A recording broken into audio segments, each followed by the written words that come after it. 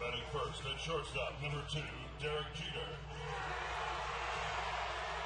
Batting second in center field, number 14, Curtis Granderson. Batting third, first baseman, number 25, Mark Teixeira. Batting fourth at third base.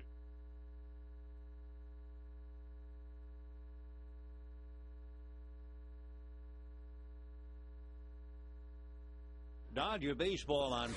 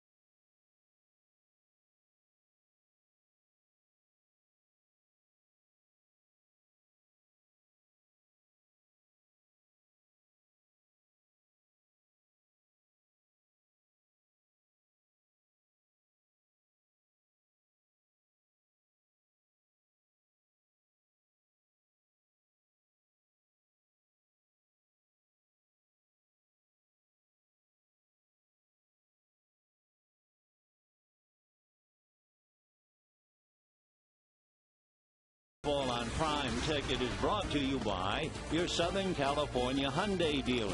Want more MPG? Hyundai has it. By Shakey's. Watch the most home runs hit by one player in a single Major League game. Go to Shakey's.com/trivia. By Southwest Airlines. Go to Southwest.com. Grab your bag. It's on. And by AT&T. TV, high-speed internet, home phone, and wireless. Visit att.com or call 1-800-PIC-ATT for details. We are minutes away from first pitch here at Dodger Stadium. The Yankees and the Dodgers. And Pau Gasol, the two-time NBA world champion Los Angeles Lakers, throwing out the first pitch. You got the Lakers, the champs, and you also have the world champion New York Yankees in town. It's interleague play. Joe Torre may call it exhibition, but for the fans and the players, they love it. It's a different vibe. Yeah, the games count. There's no question about it. You can talk about the history between these two teams when the Yankees dominated the World Series in the 40s and the early 50s before the Brooklyn Dodgers broke through in 55, and then they started all over again in 77, 78, and 81. You have a chance to make history today and start it all over again. When we come back, Vin Scully with words on why this is more than just any other game. You don't want to miss it.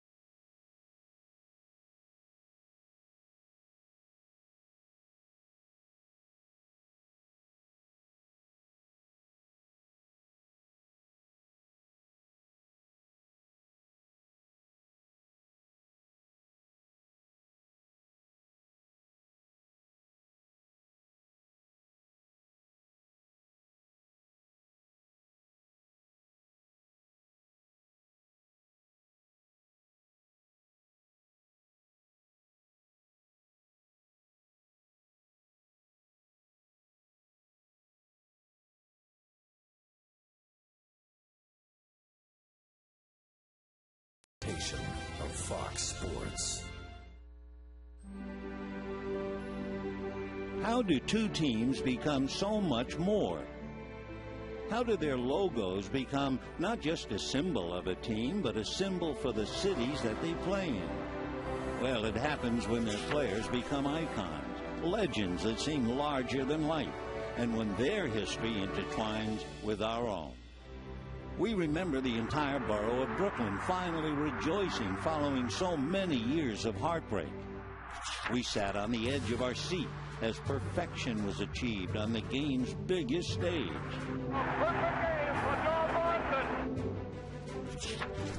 We watched a player earn a nickname with 3 October swings of a bat.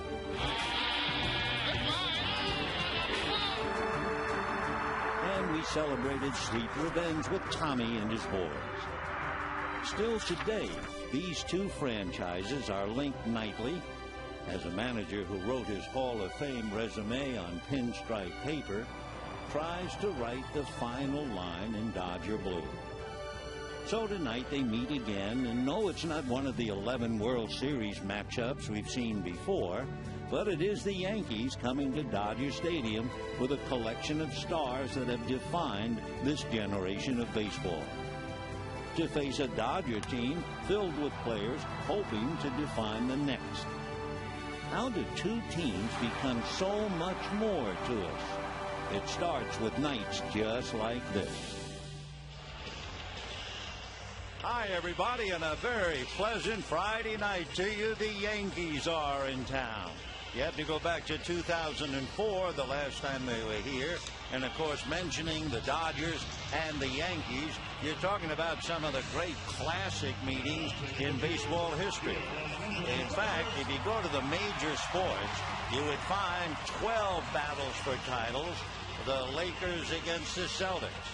Then you have the Dodgers and the Yankees. 11 times they battled for the title. In hockey, the Montreal Canadiens against the Bruins.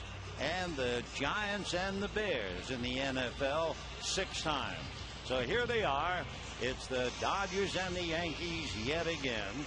And for the visiting Yankees, they arrive here 2 games in front of Tampa Bay. And let's take a look now at Joe Girardi's lineup.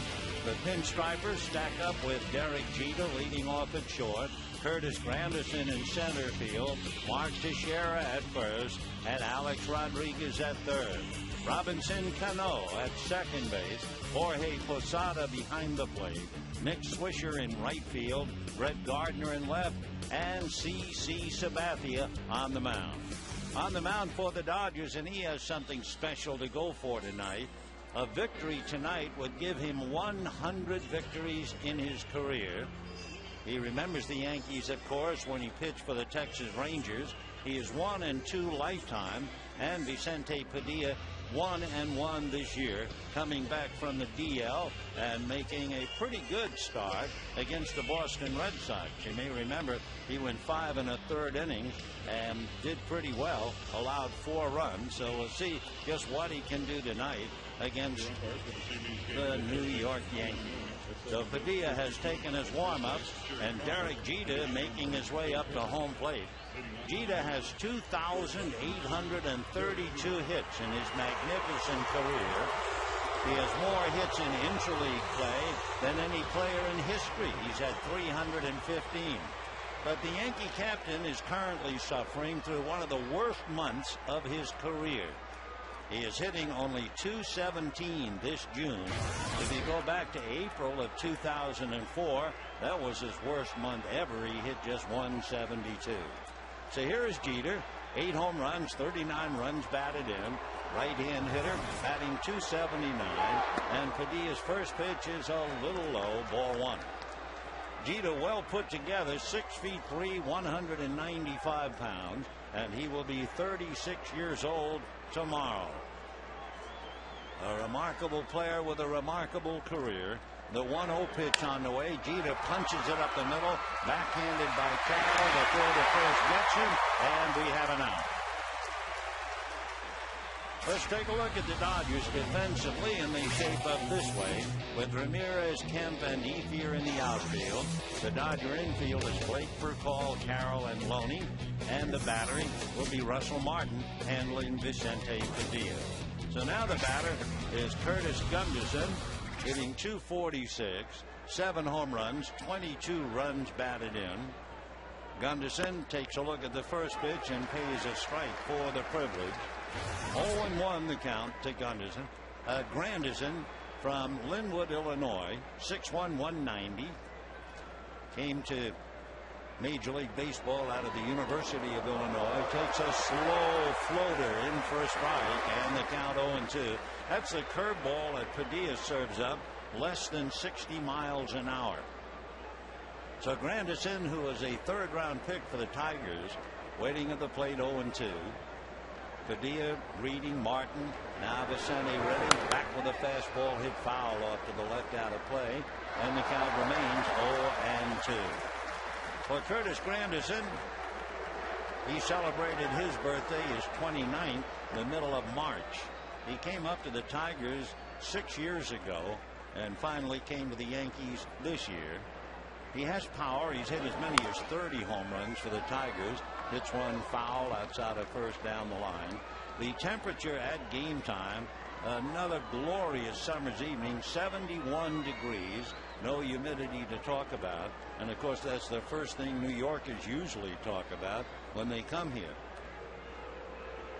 0-2 the count to Granderson, who comes from a family of educators. His mom, a high school chemistry teacher. He takes inside. His mom went to school at night to get her master's in chemistry, and his father is a recently retired elementary school phys ed teacher.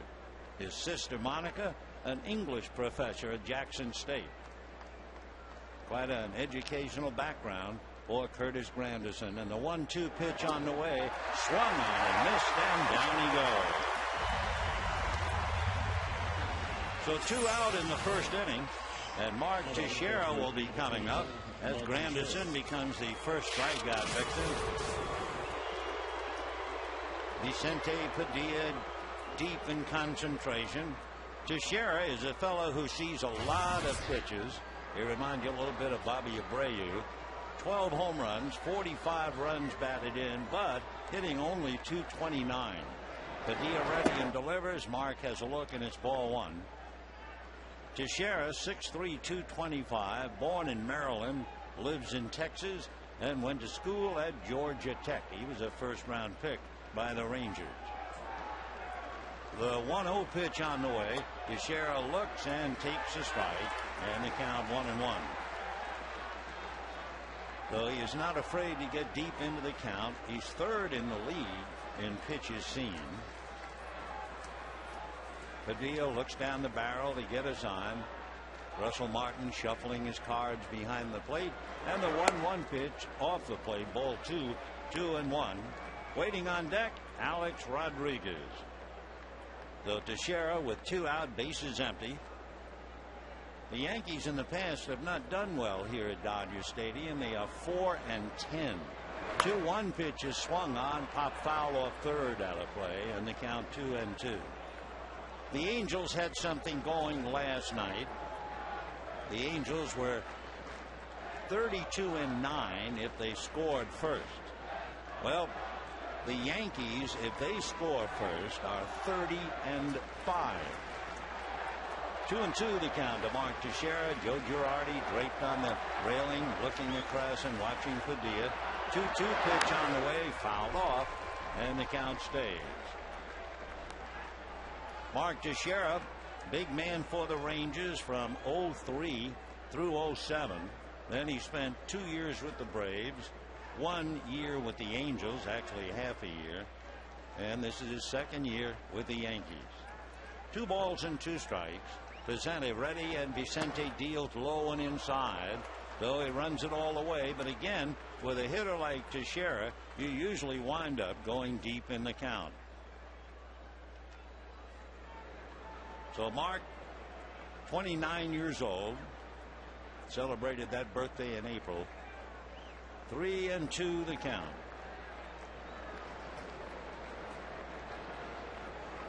Padilla looks down again. 3-2 with A-Rod waiting on deck, so it's a big pitch. Vicente ready, and the 3-2 pitch, slow curveball, grounded, backhanded by Loney, and he takes it to the bag. So Teixeira grounds out. The Yankees go 1-2-3, and at the end of half an inning, Yankees nothing, Dodgers coming up.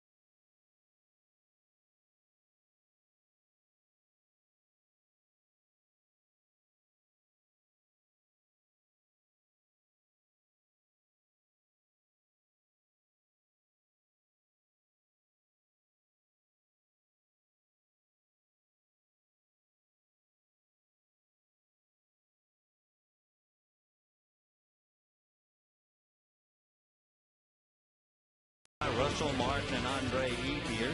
Manny Ramirez playing left field and hitting cleanup. Matt Kemp in center. James Loney, Casey Blake, Jamie Carroll at second base, and Vicente Padilla on the mound. On the mound for the Yankees, a most impressive-looking athlete. It's C.C. Sabathia. He is 6'7", checks in about 290 pounds, and the month of June has really been something for him. Since 2003, in the month of June, he is 13-3. So there's no surprise to find out he's won 4 straight. And the big left-handed pitch for call runs up and takes outside, ball 1. Sabathia pitched here once before. He was a member of the Cleveland Indians, and he pitched here on the 21st of June. Indians won the game 7-2 in 11 innings. He had nothing to do with the decision, but he hit a home run in that game. And he hit a home run against a fella who is now his teammate, and that would be Chan Ho Park. CC ready to go, and the big left-handed pitch for call takes a strike, and the count 1-1. Raphael hitting .299, but he's at the weak side of the plate. For Raphael, .310 batting left-handed, .257, so he gives away about 50 points when he hits right-handed. The 1-1 pitch on the way. Sabathia over the top. Fastball high. Ball 2. 2-1. Sabathia with the initial CC. His true name is Karsten Charles Sabathia. His dad had the same name. They called his dad Corky. You know what his mom calls him? Dude. Yeah, that's right. Pitch in for a strike. And they count 2-2. And for call, a little annoyed. Backs out of the box. But the body language tells you that. For Sabathia, since June of last year, 21-7 and an earned run average of 3. The 2-2 pitch on the way, and Sabathia deals off the plate, ball 3. Right-hand hitters are batting only .216 against him. Left-hand hitters, however, are hitting .299. We're in the bottom of the first inning, no score. Sabathia and Padilla. CC ready, and the big guy comes to the plate, and it is swung on and fouled at the plate, and for call is still there.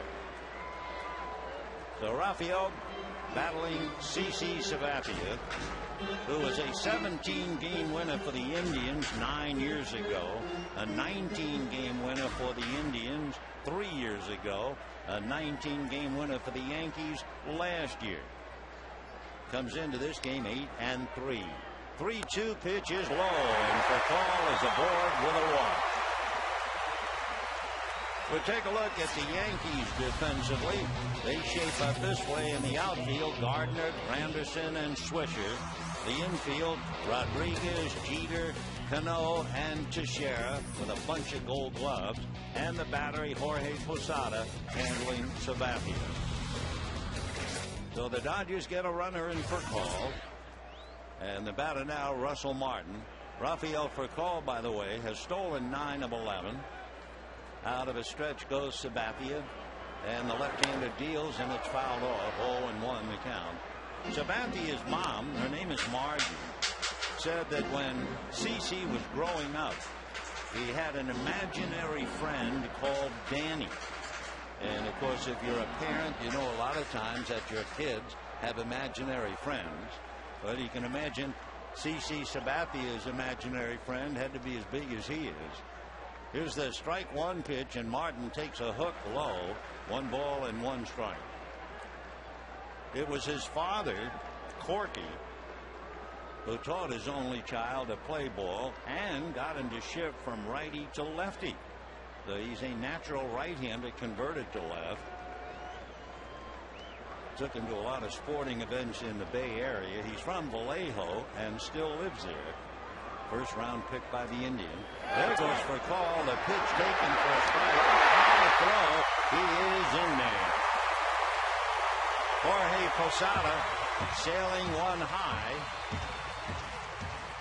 Robinson Cano had to go up and get it. And Rafael Furcal had a pretty good jump and winds up with his 10th stolen base. A more accurate throw than they might have gotten him. So Rafael walks and steals second. And Martin at the plate, 1 ball and 2 strikes.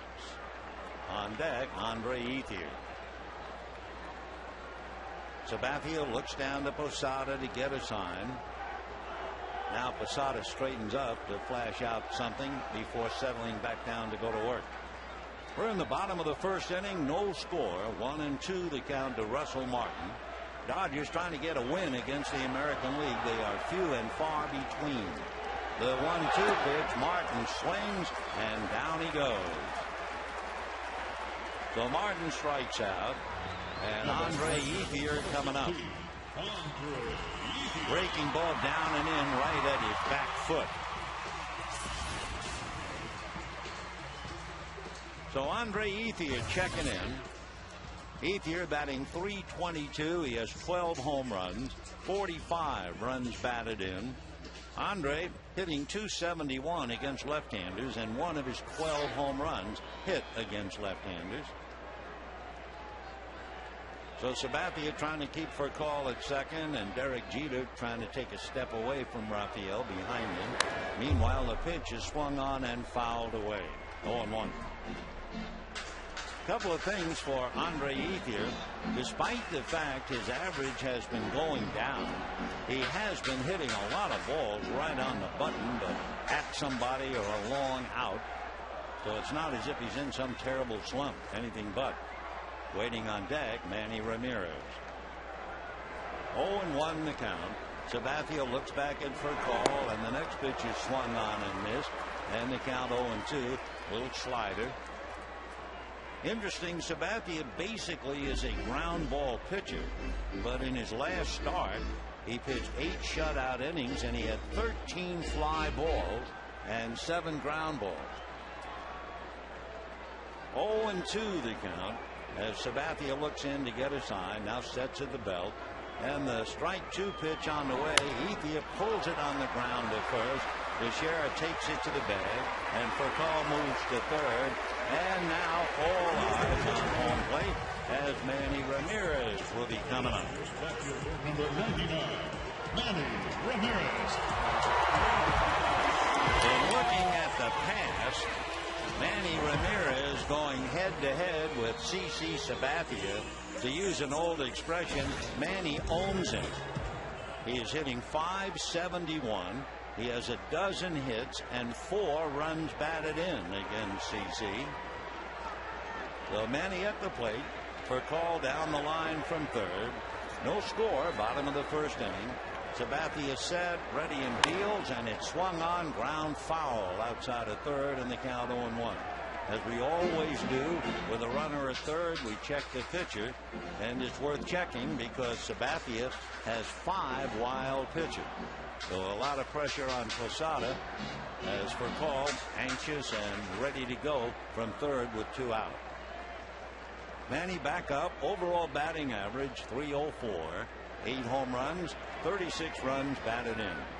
Sabathia at the belt, here he comes, and it's swung on, hit into right field, base hit, scoring is for call, and the Dodgers take a 1-0 lead, and for Manny Ramirez, he still owns Sabathia. He now has 13 hits and 8 runs batted in against CC. He also has magnificent numbers against the Yankees. Manny has more home runs, 55, and more RBIs, 164 now against the Yankees than any other active player. In fact, only 2 players in history have hit more home runs against the Yankees, the great Jimmy Fox and the equally great Ted Williams. So Manny gets the Dodgers on the board, and the batter now is Matt Kemp. Sabathia at the bell, looks over at Manny. Now the big left-hand is breaking ball, drops in for a strike. 0-1 the count. So for call, walk, steals second, takes third on a ground ball, and Manny picks him up with a single to right. Sabathia reading Posada, and Manny's trying to read Sabathia. And the pitch to Matt Kemp. Matt swings, pulls it on the ground foul outside of third, down to Larry Boa. Of course, there is a strong Yankee connection here, even in the coaches. Larry Boa was a Yankee coach for 2006 and 2007. Mariano Duncan got a World Series ring with the Yankees in 1996. Mariano was with them from 96 through 97. Sabathia delivers, fastball fouled away, no, missed. It got out of Posada's glove, and he tags Kemp out, and that's that. So the Dodgers get a run on a hit, lead 1, and at the end of an inning, the Dodgers won, and the Yankees nothing.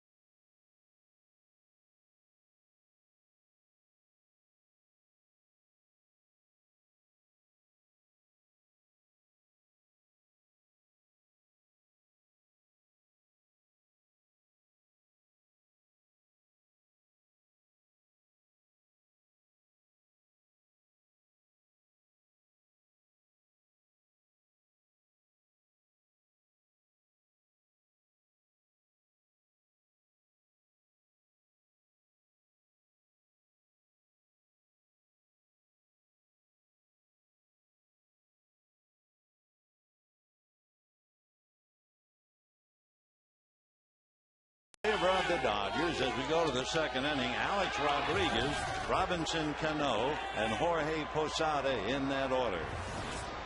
A-Rod at 6'3", 225. He'll be 35 years old in the middle of July. Padilla into the windup and deals. A-Rod whacks it down the right field line. That's in there for extra bases. Ethier over to get it. And by the time he picks it up, A-Rod is into second base standing with a double. So he certainly didn't hang around very long. He has 18 doubles. He didn't hang around long enough for us to explain why he wears number 13. He wears 13 because 3 is his favorite number. And when he was a kid quarterback, he idolized Dan Marino, who wore 13. So for A-Rod, a leadoff double. The tying run is out there. And Robinson Cano coming up. How good is Robinson Cano? Well, first of all, Robinson, he was given that name by his dad in honor of Jackie Robinson. He's one of those rare hitters. He is a far better hitter in the big leagues than he ever was in the minors. He was about a 278 hitter in the minor leagues. He's hitting 362 as he checks in at the plate. Padilla ready and delivers, and it's low and inside. Ball 1. 1-0. I'll tell you how good Cano is. And for those of us who've been following this game a long time, it really comes as a surprise. They are talking about him being one of the greatest slugging second basemen since the all-time great hitting second baseman, Rogers Hornsby. 1 ball and no strikes to Cano.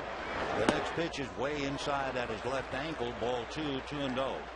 What's interesting is nobody wanted Cano.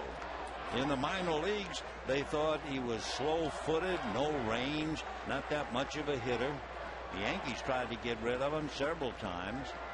And his biggest break was after the Yankees got Tony Womack, and Womack couldn't cut it. So they put him at second base, and as they say, the rest is history. The 2-0 pitch on the way, and Cano swings a drive to center. It's playable. Kemp moving to his right. A-Rod tags up, but the throw on the line, and it's just a fly ball to center. So Cano, a fly ball to Matt Kemp, and the batter now, Jorge Posada. So the veteran catcher ready to check in, hitting .279, 9 home runs, 26 runs batted in. He's from Santurce in Puerto Rico, lives in Rio Piedras.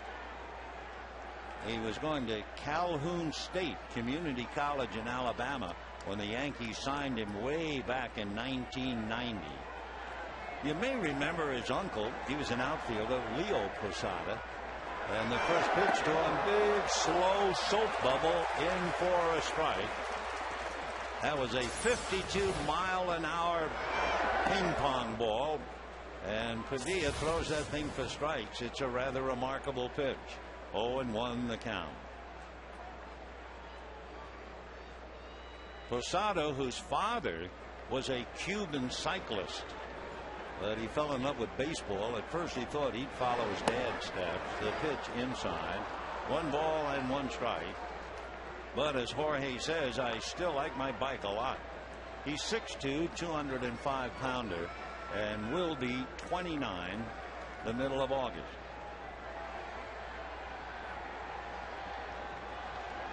So Posada waiting, signed back in 1991. So we're making 39 in August. The 1-1 pitch on the way. Jorge swings, fouls it off. Posada, a switch hitter, and in looking at his numbers to see where he gives it away, he's hitting .315 right-handed, .258 left, and he's batting left-handed, of course, against Padilla. Big story today. The Diamondbacks not only beat the Tampa Bay Rays 1-0. Edwin Jackson, the former Dodger, threw a no-hitter, 149 pitches, walked 8 of his former club. You may remember he was a Dodger, 203, 4, and 5. The 1-2 pitch coming up to Posada, swings and bangs it into right field for a base hit. A-Rod is around third. He will score. Ethier gets the ball back in, and Posada holds at first with an RBI single.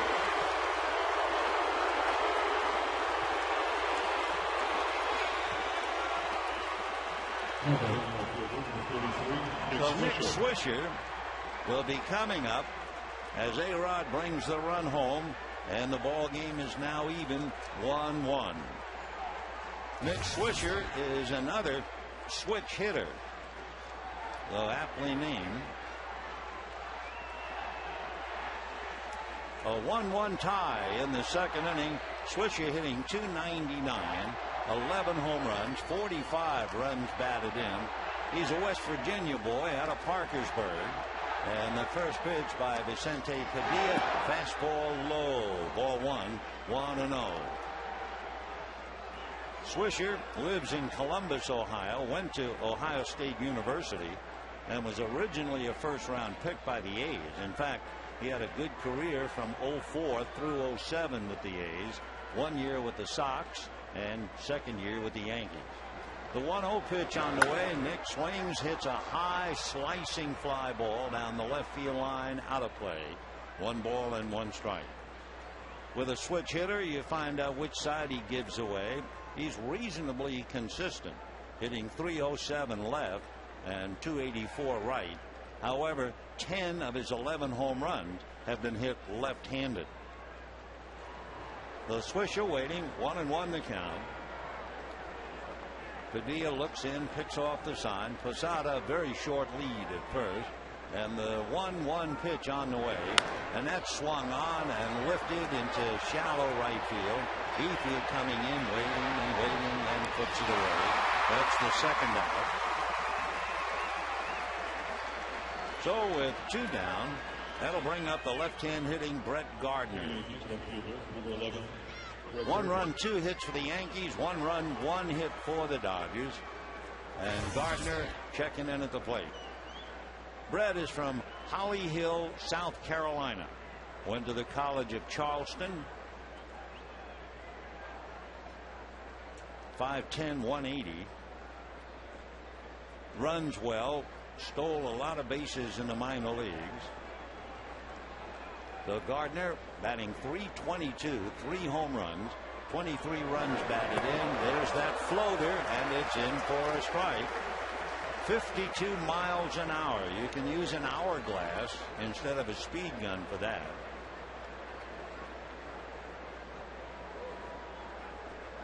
Oh, and 1 to count.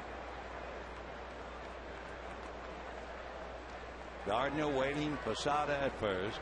Strike 1 pitch on the way. And it's another change. This floats and dies of exhaustion in the dirt. 1 ball and 1 strike.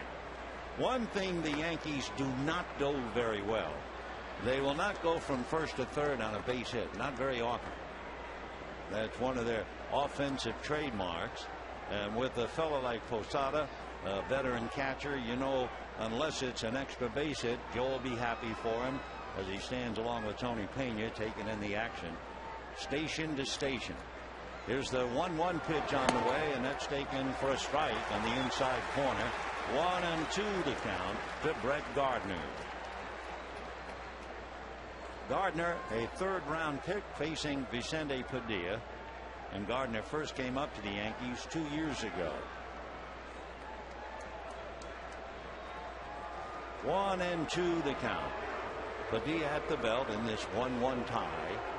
Vicente a long look. Now back he comes and works it inside. And that runs the count. 2 balls and 2 strikes.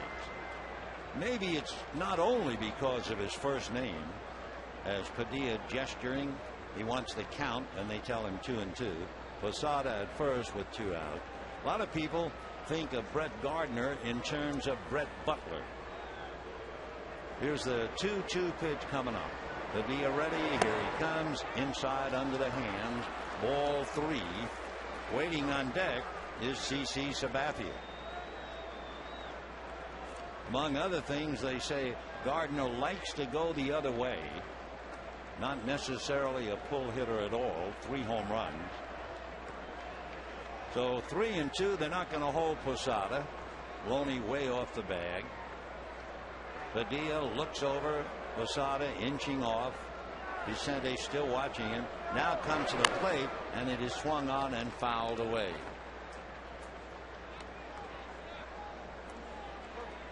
So Posada back to first. We have a 1-1 tie. The Dodgers had Furcal walk, steal second, moved to third on a ground ball, and Ramirez single to right picked him up. In the second inning, Rodriguez double and a one-out single by Posada got the Yankees even. So 3-2 the count to Brett Gardner. Posada with a good lead now, ready to go. Padilla delivers 3-2, and it's fouled away again. For Gardner, with a short stroke, and you look at his numbers, he has only struck out 36 times, and of course that's the benefit of that short stroke. For the Dodgers, they also know by now that the Padres shut out the Marlins 3-0. Clayton Richard and the bullpen shut him out 3-0. So the Dodgers 3 back, have to win to stay there. Padilla again ready. Posada ready to run again. And the 3-2 pitch and a 1-1 tie is swung on and missed. So Gardner, who rarely strikes out, does just that. He also talks to Phil Cuzzi to make sure he swung at a strike. And at the end of an inning and a half, a 1-1 tie.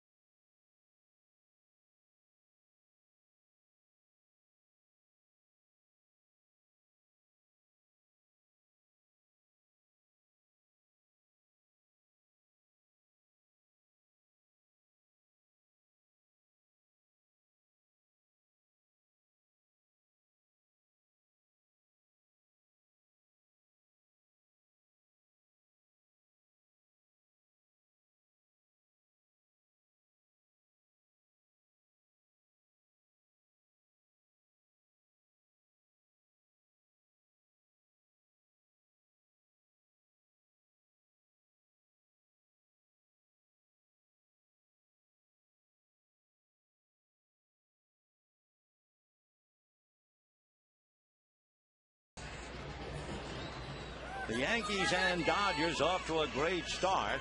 We have a 1-1 tie, bottom of the second inning, before a big crowd, long before the game when Reggie. Lots of hugs. Jeter hugging former manager Joe Torre, and then the managers, the past and the present, Torre and Girardi. And now it's back to business as James Loney, Casey Blake, and Jamie Carroll facing big CC Sabathia. Loney hitting .297, 5 home runs, 47 runs batted in. And Sabathia ready, left-handed deals, blowing away, ball 1, 1-0. But James has been a very consistent hitter for the Dodgers, and with 47 ribbies without the help of very many home runs, only 5. Sabathia comes back 1-0, and the Giant delivers and is fouled away. Sabathia's mom, her name is Margie. We told you she calls her son Dude. But boy, she was tough. He was a very good athlete, both baseball and basketball. But if he brought home a bad mark, you couldn't play basketball the rest of the year, etc. She used to catch him, because she was a pretty good fast pitch softball player. But by the time he was 12, he was just about knocking her down, and she said that's enough. Check swing by Loney to foul it off, 1-2. At the age of 12, he let go a fastball that almost broke his mom's hand, and that's when she pulled off the mask and said, "Get somebody else, you passed me." So big Sabathia, Karsten Charles by name. He was always big, In fact, his mom, when he was playing Little League ball, had to carry his birth certificate around. Pitch fouled away because rival coaches doubted his age. Interesting, he gets that height. His mom is 6 feet tall. Her father was 6'9". And as we said, he is 6'7" and checks in at 290. So 1-2 the count. Sabathia to the windup. Here he comes. Breaking ball hit the short. Speared there by Derek Jeter. Just a little floater. So Loney, a soft ball hit to Derek Jeter, 1 away. And that'll bring up Casey Blake.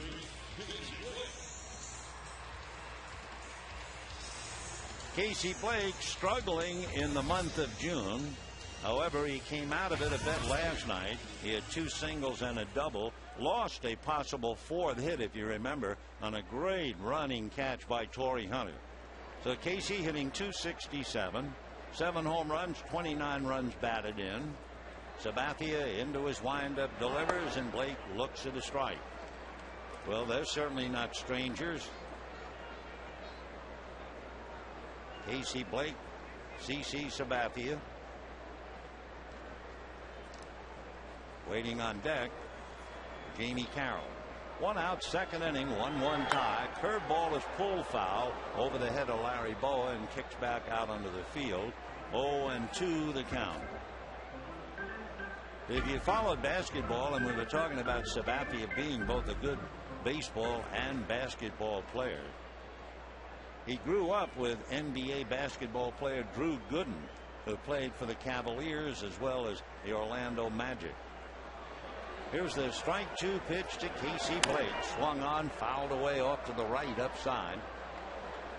About a 96-mile-an-hour fastball. 0-2 the count. CC Sabathia was at one time bigger than Cecil Fielder.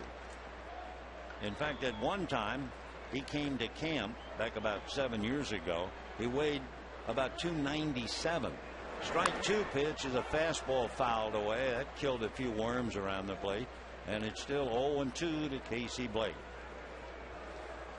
As big as he is and as adept as he is, playing baseball and basketball, the University of Hawaii, and we understand UCLA, offered scholarships to him. He was a football tight end.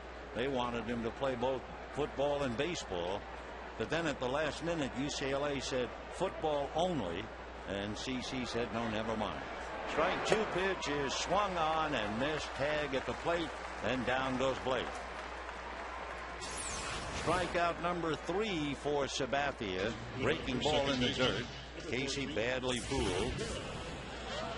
And Jamie Carroll coming up. Jamie Carroll continues to do remarkable work whenever they call upon him and wherever he plays. It was typical last night in Anaheim. He started at second base and had 3 hits. Jamie hitting .293. Sabathia ready in deals, and it's outside, ball 1. Both men have a history with Cleveland. Carroll, however, is 1 for 2 against him in the past. 1-1 tie, 2nd inning. Sabathia ready in the 1-0 pitch, and that's a little low. Ball 2, 2-0 the count. Sabathia was on the U.S. Olympic baseball team that went to Sydney, Australia in September 10 years ago. Indians brought him home. Now the 2-0 pitch on the way. Carroll looks at a strike, and the count 2-1. Vicente Padilla on deck.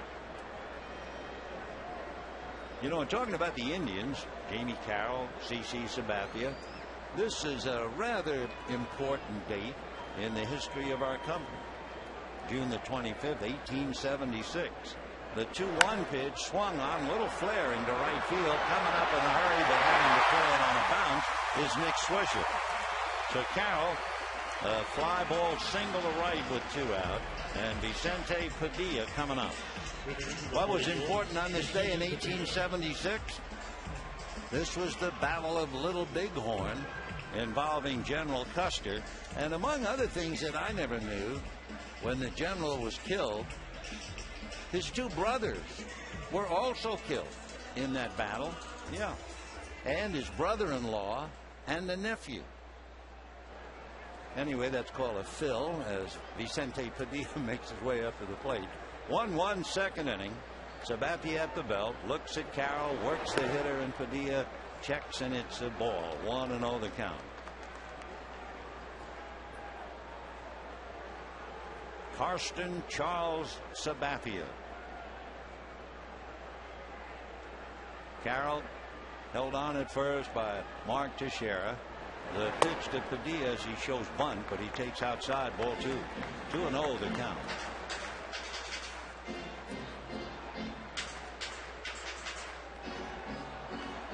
One run and 2 hits for each side. Sabathia checking with Posada. Now the 2-0 pitch on the way to Padilla. He backs off. It's inside, ball 3. Padilla this year is 1 for 6. And Sabathia pitching him so carefully, he's behind 3-0. And on deck, Rafael Furcal. Now the 3-0 pitch. Sabathia deals fastball for a high strike up around the letters. 3-1. Phil Cuzzy is the plate umpire. Phil's been umpiring in the big leagues for about 12 years now. He's a Jersey boy, and he was the home plate umpire when Bud Smith pitched a no-hitter 9 years ago. 3-1 pitch, and Padilla takes ball 4.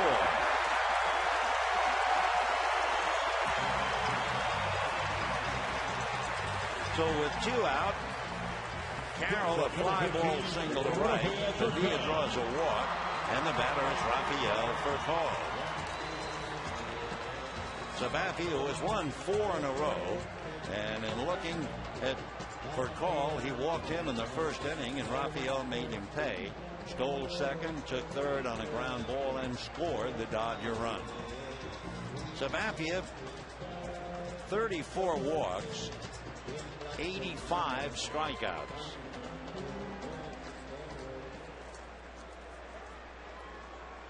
Phil Cuzzy took a little walk away from home plate. Now he's behind the plate, and we're ready.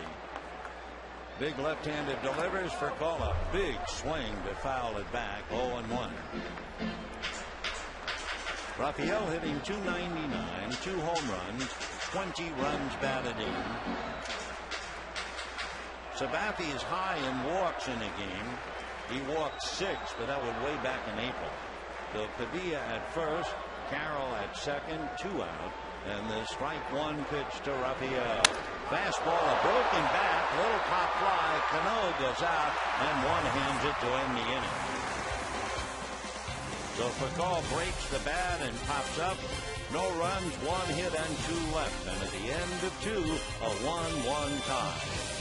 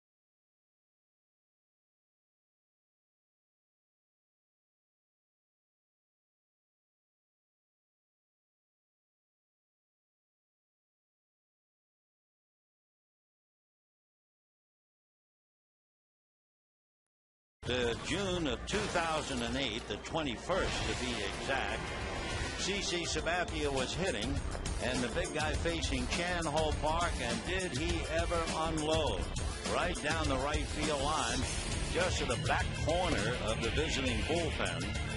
So he'll be leading off, followed by Derek Jeter, and then Curtis Granderson.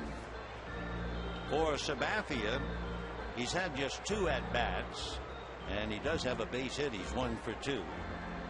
Struck out the other time. So the big man who brings up that 6'7" strike zone. And Padilla about ready to go to work. Sabathia, Jeter, Granderson, if anybody gets on, Teixeira. 1-1 in the third. Padilla into the windup and deals. It's fouled off. 0-1 the count to CC. Sabathia, as we mentioned, originally bigger than Cecil Fielder. He really has to be careful fighting his weight all the time. Off speed, and he rips at it and comes up empty. Again, 52 miles an hour, and 0-2 the count. Now, that's amazing that he would throw that lollipop to a pitcher, but it is a tribute to the pitcher. They think he's not a bad hitter. The oldest expression in baseball, never change up on a pitcher. The strike 2 pitch on the way. Inside, ball 1, 1-2.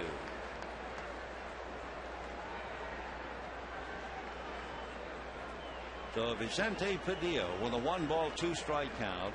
Start of the third inning in a 1-1 tie. Now the 1-2 pitch on the way. Swung on and missed. A fastball up and down he goes. Third strikeout for Padilla. And that'll bring up Derek Jeter, that grounded out in the first inning.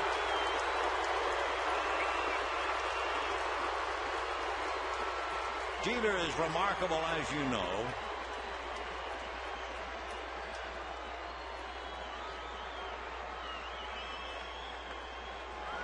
Derek waiting, hitting .278, 8 home runs, 39 runs batted in. Interesting to look over his career of over 2,200 career regular season games as Derek takes a strike.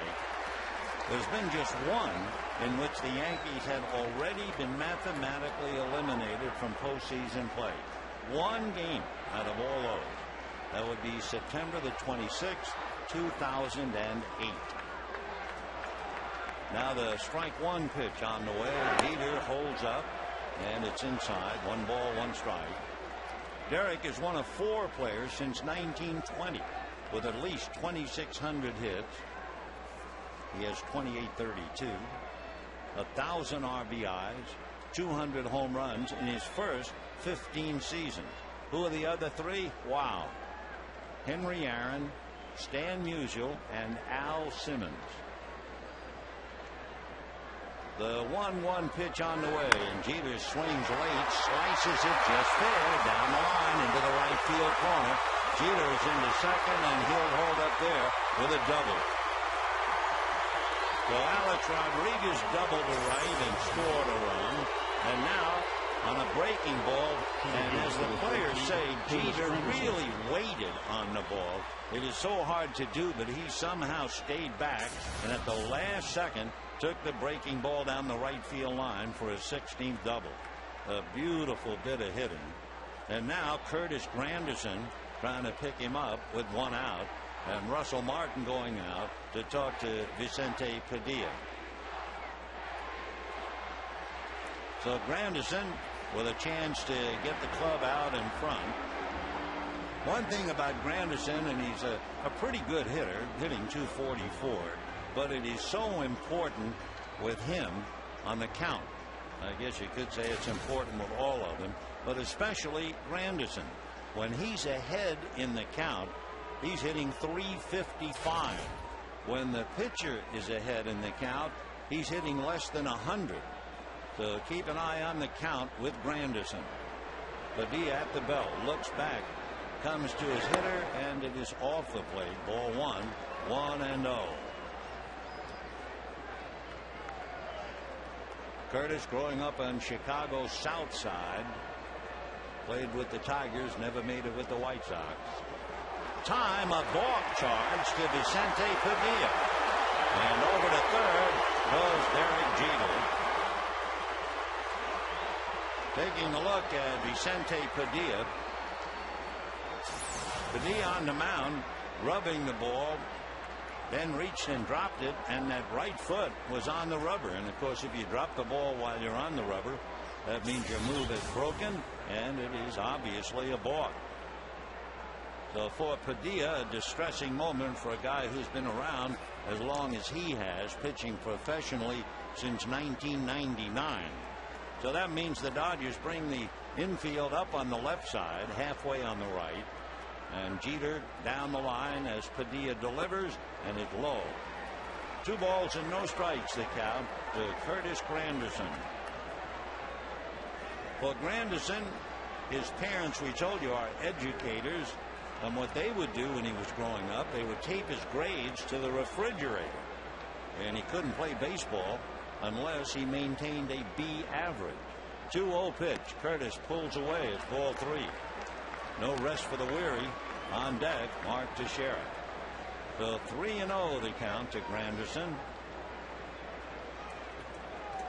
Later, all of those drills by his parents paid off. He graduated as an honor student. They have a 1-1 tie, 3rd inning, and here comes Padilla and gets it in there for a strike. 3-1.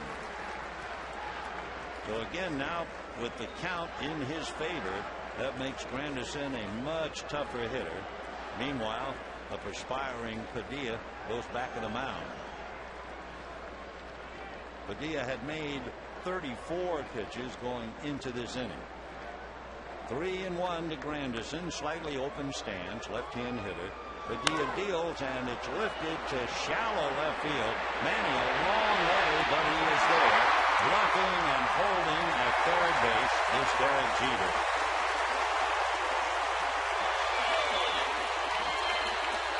Manny was the designated hitter in Anaheim, and Joe Torre said to him before the game tonight, well, tonight you have to go back to work. Well, he worked. He came a long way to get that little fly ball. And with 2 down, here is Mark Teixeira. So Granderson, even with the count his way, a little fly ball. Nice bit of pitching. Padilla waiting until Manny gets back to his spot. And here's Teixeira. He spells that name Teixeira, but it comes out Teixeira.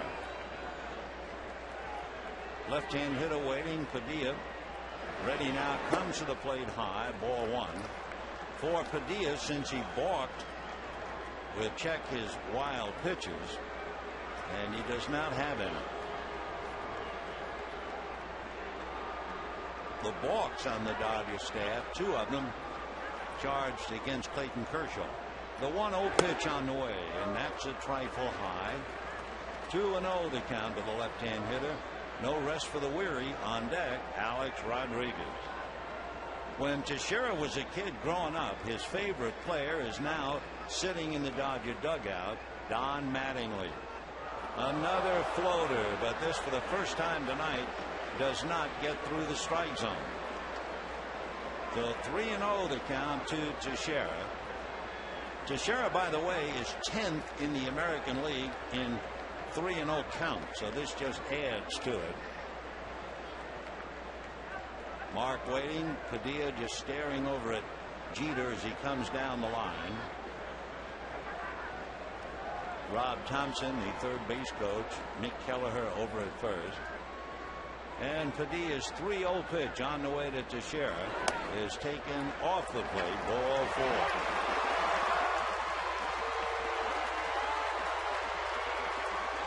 Third baseman, number 13, Alex Rodriguez. So with runners at first and third, 2 out, Alex Rodriguez coming up.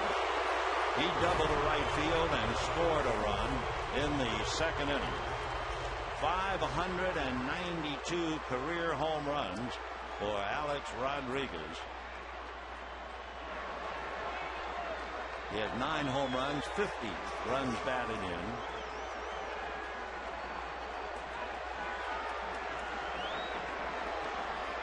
Padilla set at the belt. Ready to pitch now with runners at the corners. Rodriguez, right-hand hitter, backs away. Breaking ball in for a strike. And the count 0-1.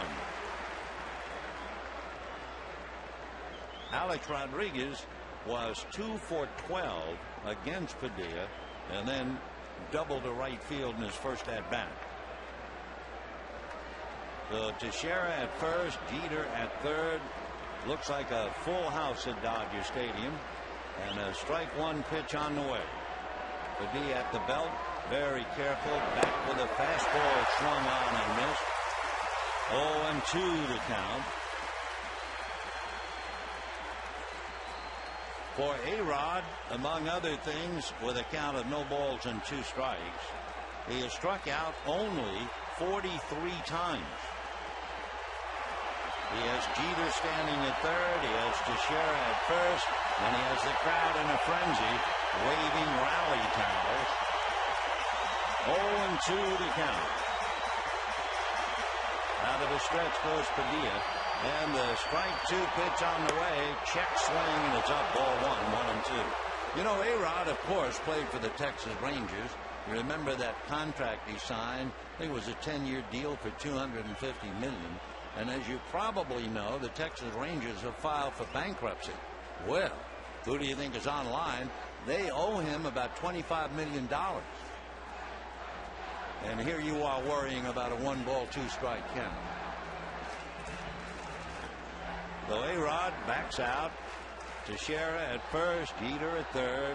2 out, third inning in a 1-1 tie. And this big crowd on a Friday night mood. Padilla again ready. And the 1-2 pitch to Alex Rodriguez. Vicente Diaz, slow curveball, got him swinging.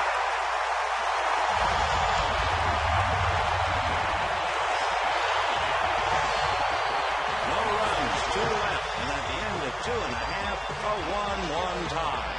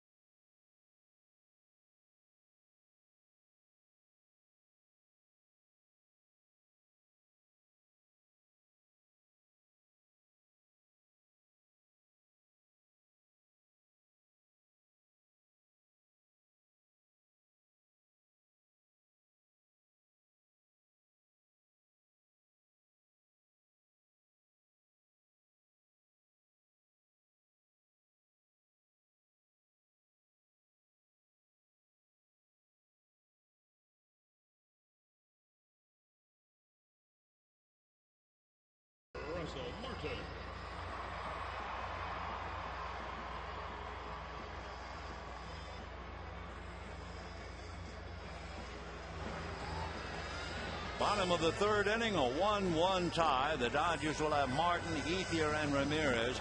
Big story tonight, the fact that Edwin Jackson at one time with Tampa Bay turned right around and pitched a no-hitter.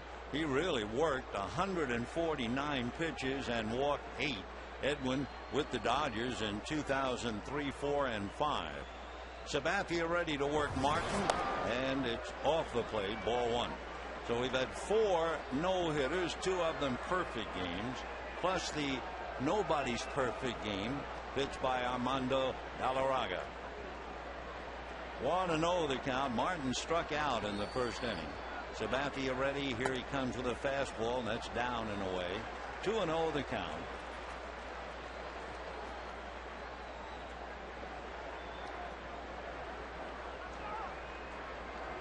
Sabathia be 30 into July. And the 2-0 pitch on the way. That's high. Ball 3-0.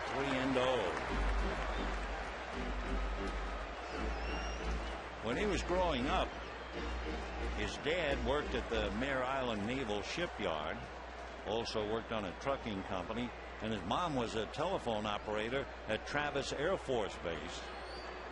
And she's the one who really made him toe the line. And there's ball 4 to Russell Martin. You know, there's less than a week left to vote for the All-Star game. Andre Ethier ranked 3rd among National League outfielders, so you have a chance to help him and the Dodger outfield to the game by voting up to 25 times at Dodgers.com/vote. Andre grounded to first in the first inning. He pulled for a call over to third base with the ground ball, and then Manny picked him up.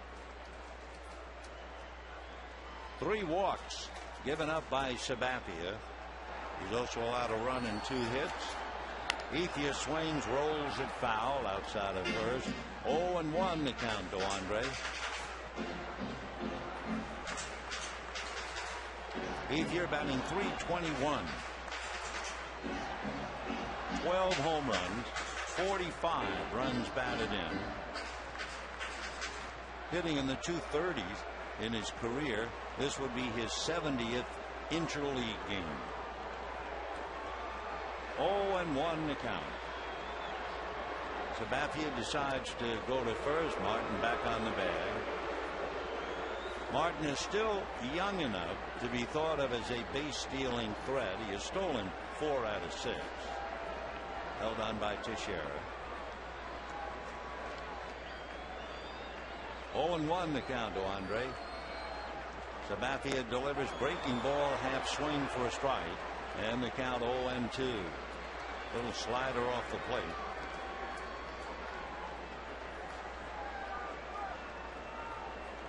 One run, 3 hits for the Yankees. 1 run, 2 hits for the Dodgers.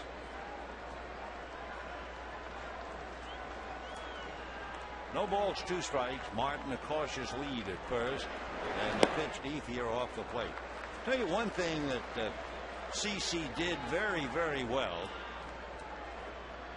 He made a bet with his mother. This was back in 2001. He was pitching for the Cleveland Indians. And he bet her that if he won 10 games, she had to quit smoking. And anybody who smoked a lot knows that's a tough thing to do. The pitch to Ethier is high, 2-2. Anyway, she finally agreed, okay, which showed she didn't really think he was going to win 10. He didn't.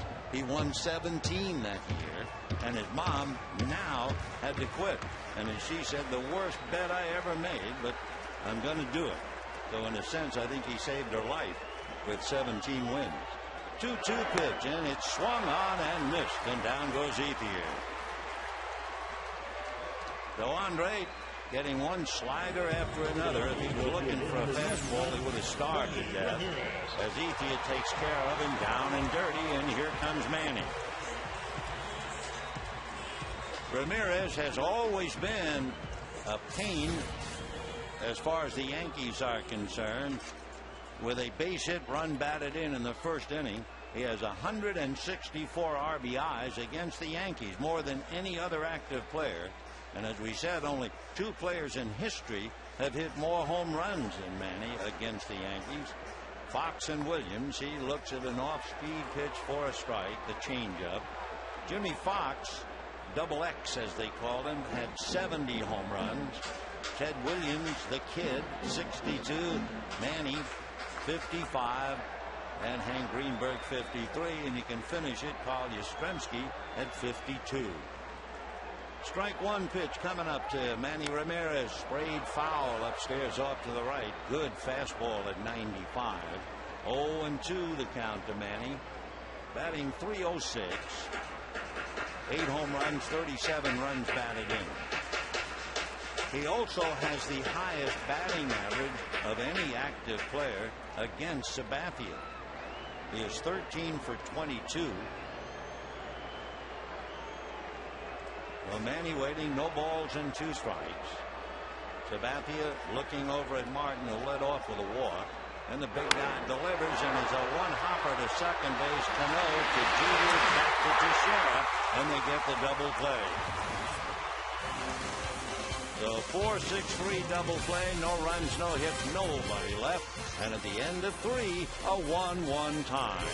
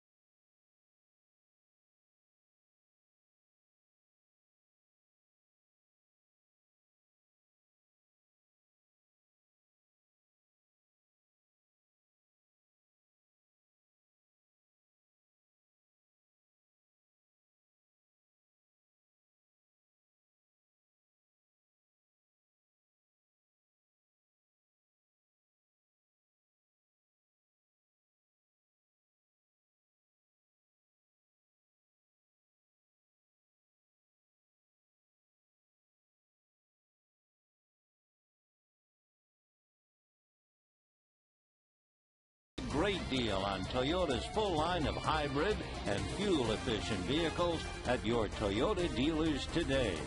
And by Corona. 1-1 tie as we work our way to the 4th inning. Vicente Padilla going up against CC Sabathia. Tomorrow, A.J. Burnett and Hiroki Kuroda. That's a 4-10 game. And then Sunday at 5:09, Andy Pettit and Clayton Kershaw. Robinson Cano flied to center in the 2nd inning, 0 for 1. In his first 5 years, Cano has had 911 hits. 911 in his first 5 years. Second most in Yankee franchise history for a player's first 5 years, trailing only the great Joe DiMaggio. The Cano 911. DiMaggio had 995.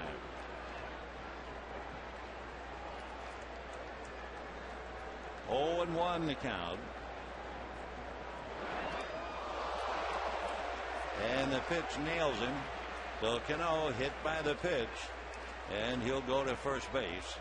In checking Padilla, that would be the 4th man that he has hit as he ran it in and hit the hip pocket of Robinson Cano. For Cano, that would be the 5th time that he's been hit by a pitch. So Cano at first, and Jorge Posada coming up. Posada single to right in the 2nd inning.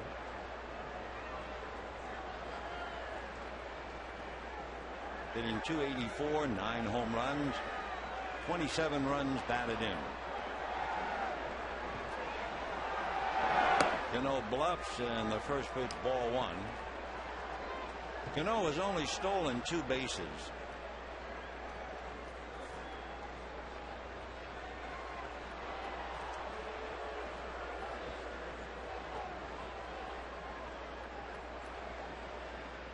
Want to know to Jorge. And line to center. Kemp in his tracks has to back up on that line drive. It just started to take off.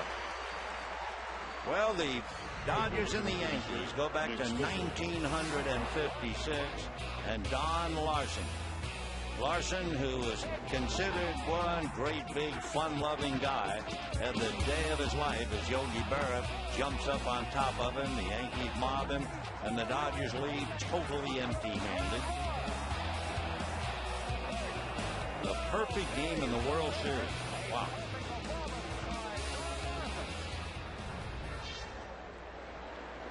Nick Swisher flied to right in the second inning. That's a strike. Boy, there were so many incredible moments. The Yankees and the Dodgers.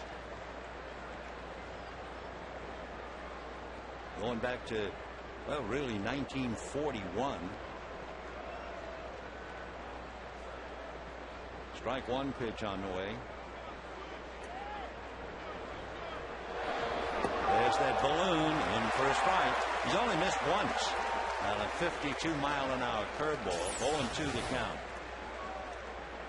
1941 was when Mickey Owens was crossed up at home plate as the Dodger catcher. Pitch got away, winning run scored. There was all kinds of arguing about what kind of a pitch it was. Turned out to be a spitter, illegal. 1947. Bucky Harris was the manager of the Yankees, and the Dodgers broke up Bill Bevan's no-hitter in the ninth inning. Cookie Lavagetto doubled in the tying and winning runs. That was a remarkable moment in the history of the borough of the Churches. 1-2 the count.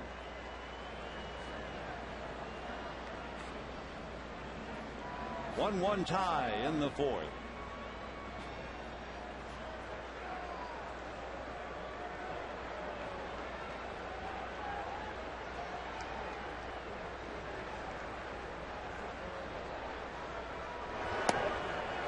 Take a shot down there with a left-hand hitter up. So Cano hit by a pitch, still there at first with one out.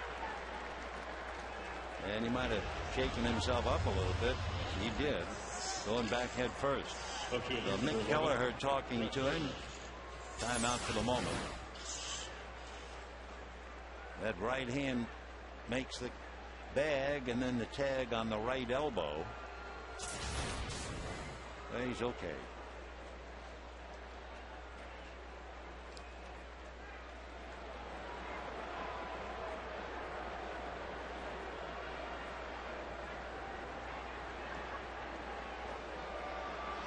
They're thinking he's going to run. Cano will be 28 late in October.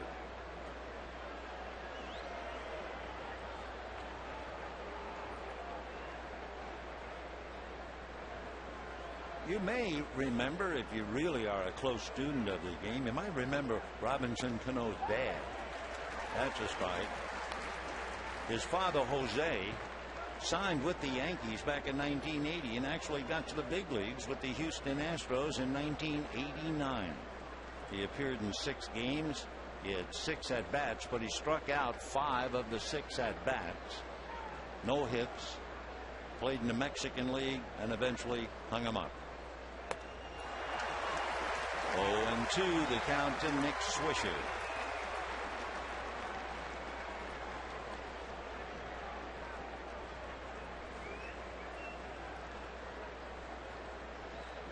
With Gardner hitting after Swisher went down, 0-2 the count. Gardner struck out in the second inning.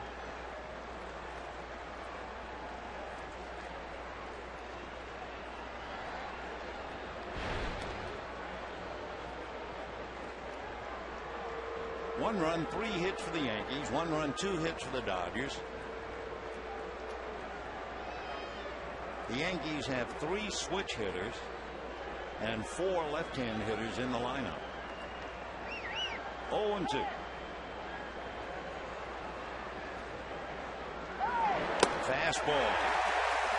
So for Gardner, who has a reputation of not striking out very often, he has struck out twice. And at the end of 3.5, a 1-1 tie.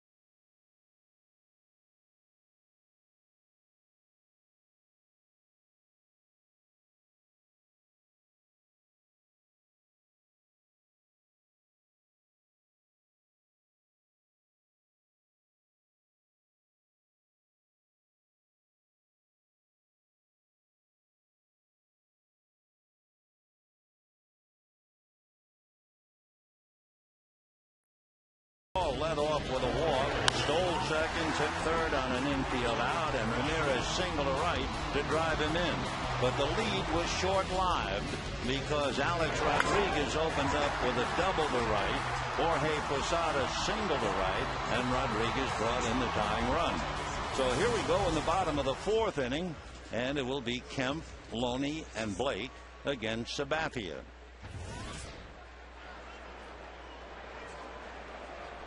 Matt Kemp struck out in the first inning. 0-1 the count. We were talking earlier about the bet that Sabathia and his mom made, and when he won 17 games, she had to give up smoking, and I guess the word really got out about the bet. Tell you why in a moment. 0-1. 1-1. She was driving her car, a car that CC had bought his mom, and the license plate said from CC, so everybody in town in Vallejo knew all about it. And a car pulled up alongside of her, and she looked over, and the driver was holding up a cigarette. Little ground ball, big hop for A-Rod, 1 away. So she stopped at the light.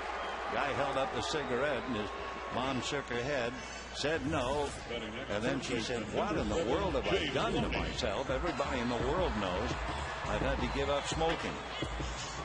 So he won, and so did she, and we have one out in the fourth, and James Loney coming up.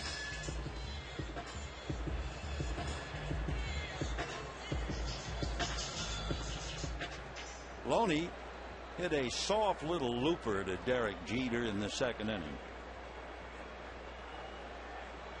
One out, fourth inning, 1-1 tie. Fastball, 92, upstairs off third. 0-1.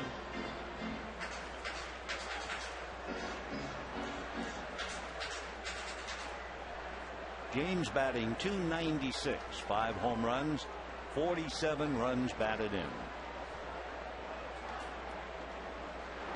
Fastball on the hands, cracked bat, and an out at first.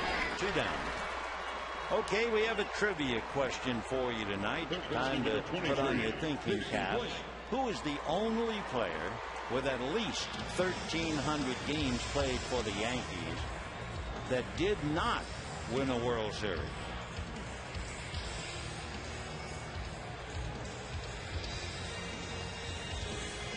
Here's Casey Blake. Struck out in the second inning. The Dodgers of late against the American League, 4-13. They are 3-9 against the American League this year. Casey hitting .265, 7 home runs, 29 runs batted in. 1 ball and no strikes. That's a strike. 1-1.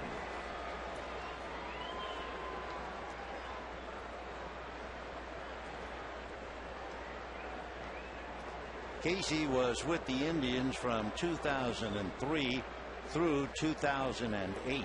So they were teammates. 1 and 2.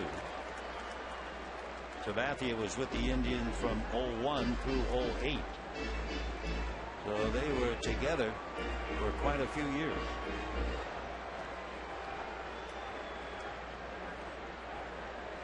For CC Sabathia, by the way, he's been around quite a while. He's had 300 career starts. He has a 4-game winning streak. He's the only pitcher in the major leagues to start at least 34 games in each of the last 3 years. He might do it 4 straight, and that would be the first time since Barry Zito did it 6 straight. Hopper to short. Derek Jeter cranks it up. And that's that. The Dodgers go quietly, 3 ground balls. And at the end of 4, we have a 1-1 tie.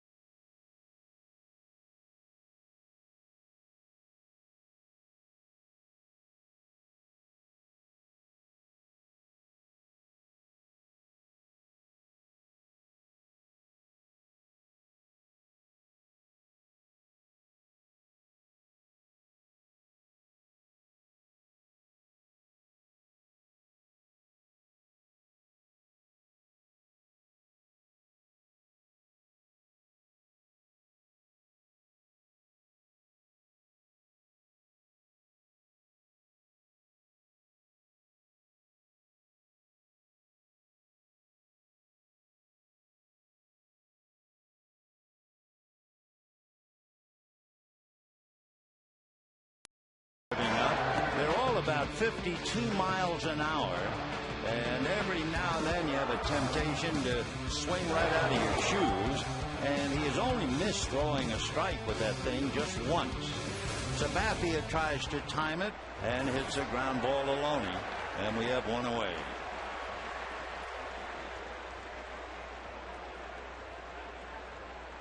So Padilla throwing that thing to Sabathia for the second time. He struck him out with one in the third inning.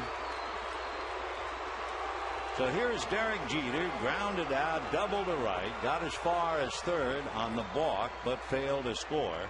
In the third inning, Padilla, while rubbing up the ball, standing on the rubber, dropped the ball for a balk. The Yankees had a left-hand pitcher years ago by the name of Tommy Byrne. And I marveled watching Tommy pitch, even in the World Series, because he did something I have never seen anyone do anywhere else. Tommy would get on the rubber, look in and get the sign, toss the ball up in the air, maybe just a couple of inches, catch it with his left hand, and then pitch to the plate. Just flip it up, catch it, throw. Never dropped it. If he had, with men on, of course, it would have been a balk. And he did that even in the World Series. And then there was a memorable exhibition game. There aren't very many memorable exhibition games, but this one was in Miami. The Brooklyn Dodgers playing the New York Yankees. Pee Wee Reese was the hitter. Tommy Byrne went into the windup and threw the ball behind his back to home plate. It almost was a strike, just missed. Reese, meanwhile, jumped in the air and was furious. Typical ball player. Reese was angry because he thought Byrne was trying, quote, to show me up. But it wasn't. Tommy Byrne was just a character. One out, fifth inning, 1-1 tie. Just off the plate. 2-2.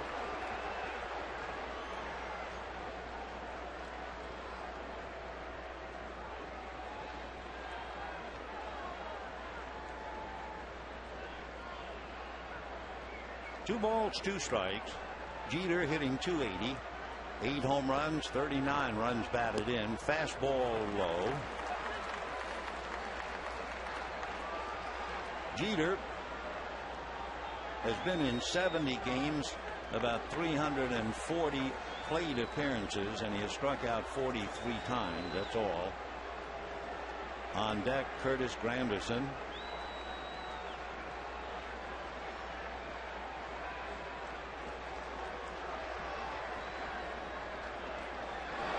Fastball, high fly ball to Ethier.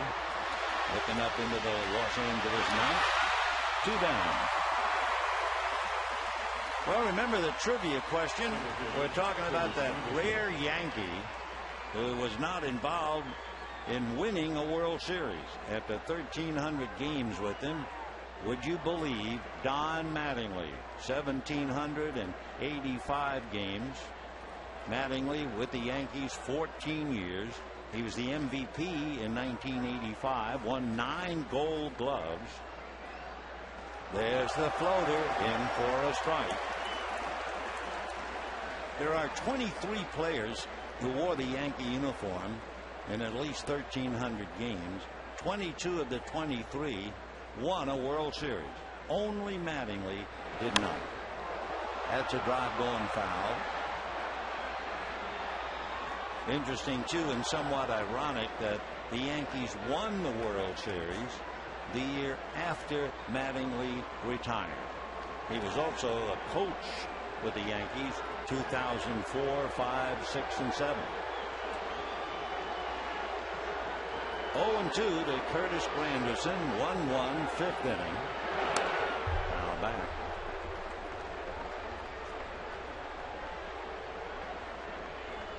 So he'll go from a 91-mile-an-hour fastball to a 52-mile-an-hour slow curve. Granderson struck out, fly to left, 0 for 2. And that one is hit to straightaway center. Kemp is there.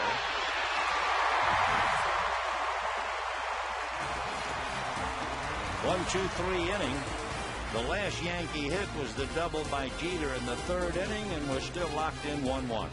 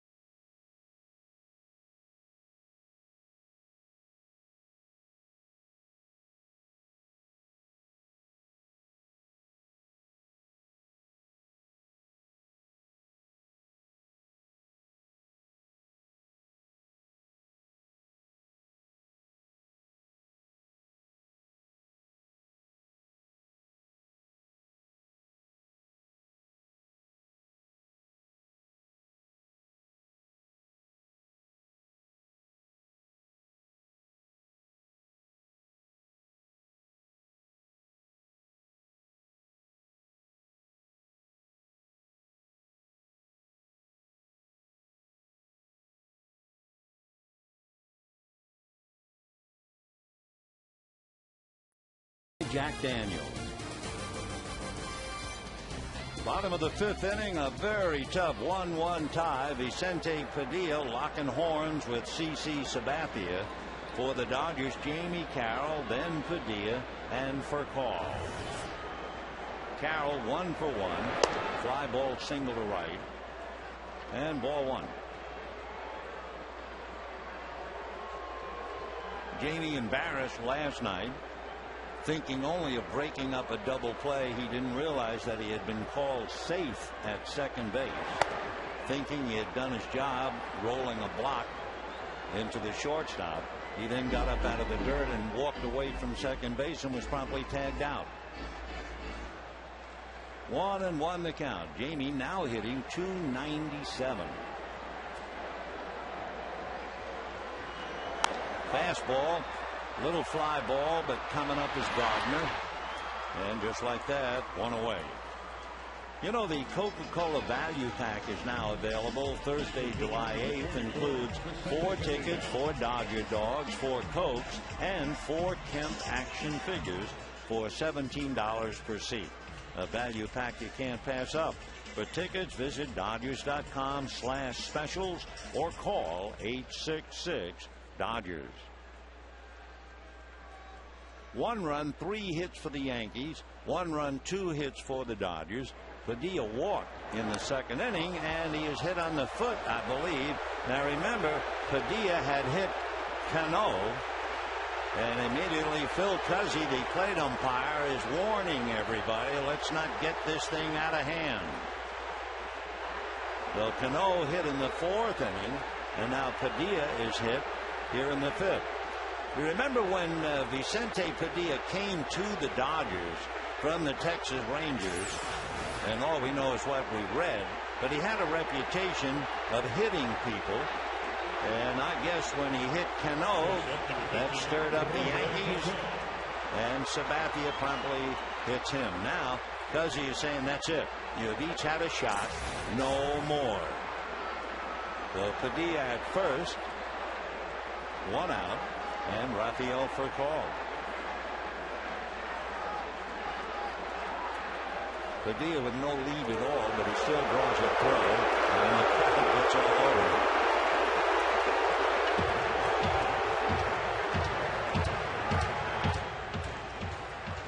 One run, 3 hits for the Yankees.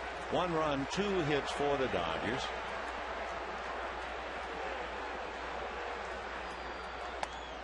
Off the plate, Raphael will show you that. Then he would run up to the front of the box and try and slap bunt it towards shortstop. 1-0 the count.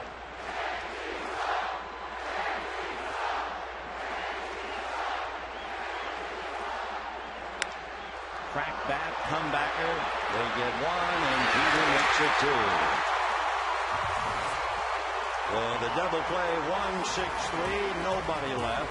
Sabathia looking back, I think, at Padilla. And at the end of 5, a 1-1 tie.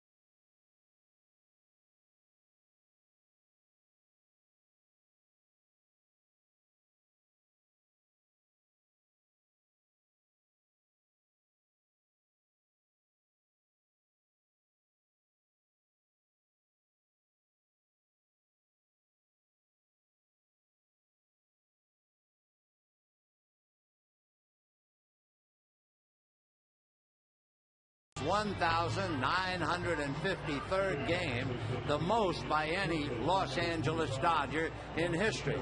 He went on to play 2,181, and of course, as you may know, at one time, Bill Russell, he became manager of the Dodgers. They called him Ropes. You know how he got the name? When he was a kid joining the ball club, they ruined him with a veteran third baseman named Kenny Boyer in order to, quote, so he could learn the ropes. The origin of a baseball expression. And with that, let's go back to this one.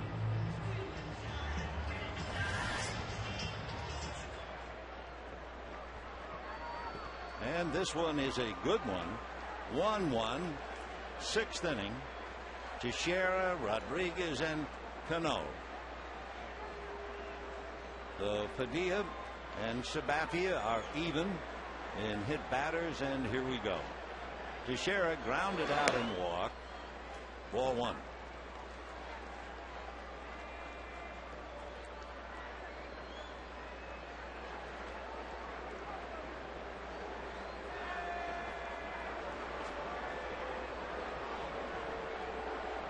Mark hitting .229.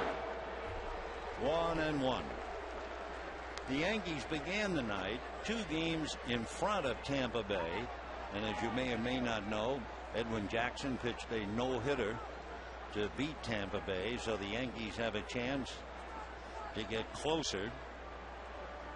They're 4.5 behind Texas right now. Boy, Texas incredible. Won 11 in a row. High pop fly for call, angling over. Makes the play.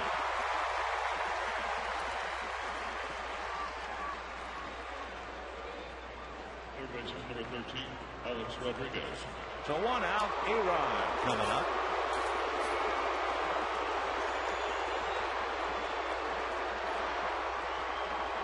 Alex doubled to right and struck out.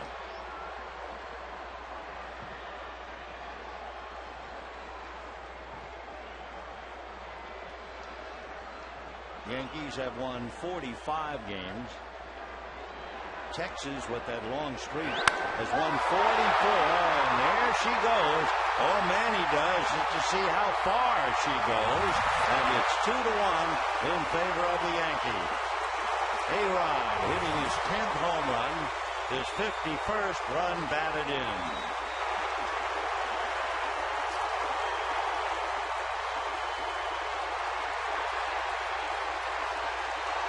The fan in the pavilion throws the ball back on the field. It's retrieved by Manny Ramirez. There was no doubt about that fastball, where it was going.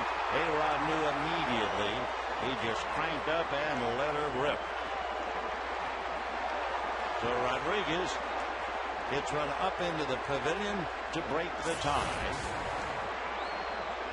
Of course, for Rodriguez to hit a home run, that's nothing new.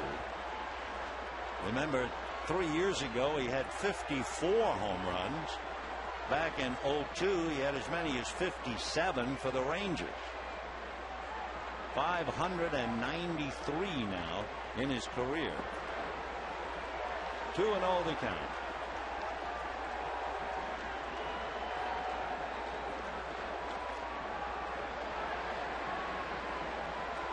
The most home runs that Joe DiMaggio ever hit for the Yankees was 46. Line drive, base hit to left field.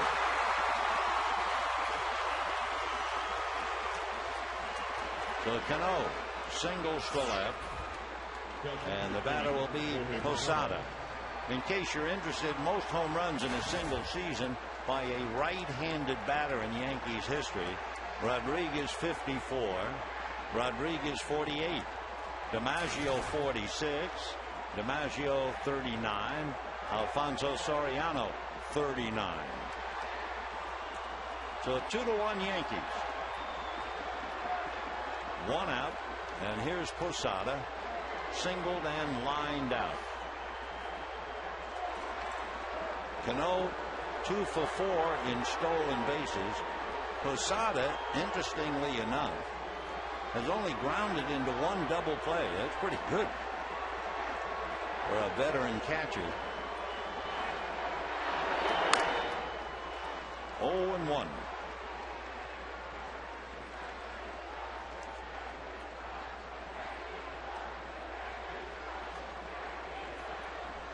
Posada fouling that thing off his foot, and he's going to have to try and walk it off.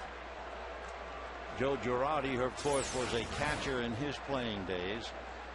Comes out to empathize. Got him either on the right foot or the right instep. 0-1. Posada trying to convince his boss that he's okay.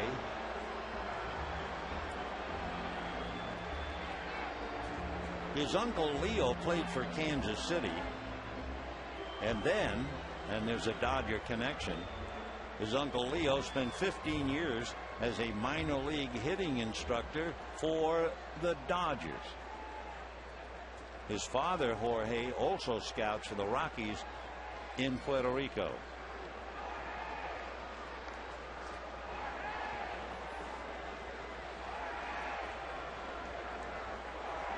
(0-1). That fouled away. 0-2 to count to Jorge Posada.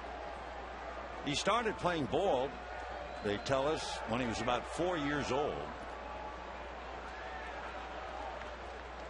George Brett and Don Mattingly, his favorite players. He was a Blue Jays fan.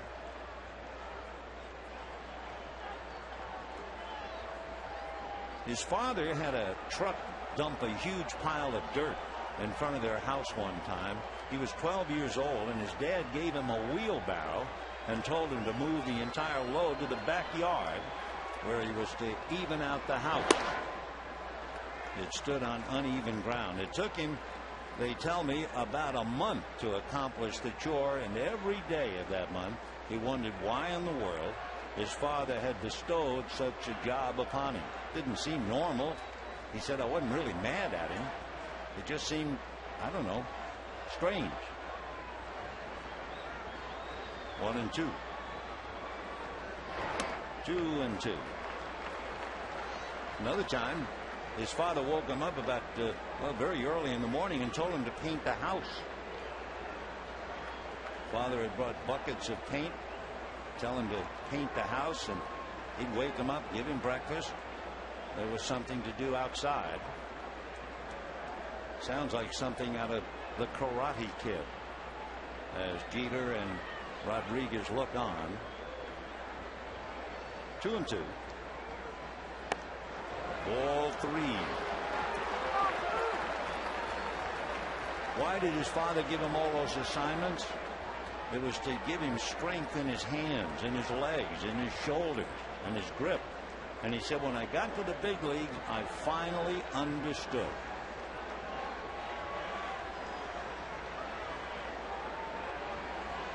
Three and 2 to Jorge. Cano over there at first with 1 out. We're watching. There he goes. And Posada, high fly ball into right center. Matt Kemp on the dead run at the track. The wall to make the catch. And the throw to first not in time. What a play by Matt Kemp. Wow.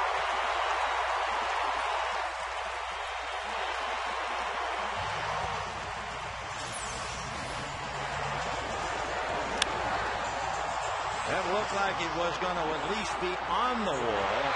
And the only thing was Kemp's glove was between the ball and the wall on the dead run to pick it off. So for Padilla, he gives up a home run to Rodriguez, a single to Cano. Now he's saved by Kemp, but he still has Nick Swisher to contend with.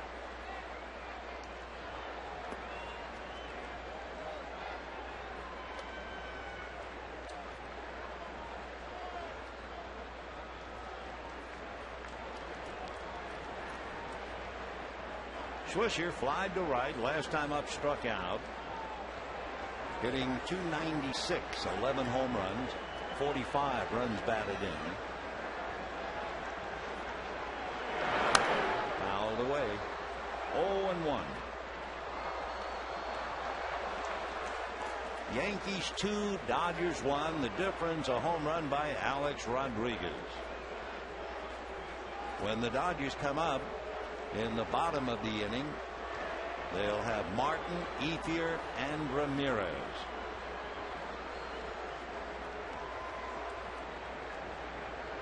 On 1.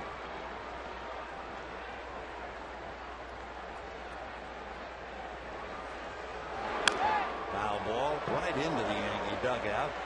0-2 the count.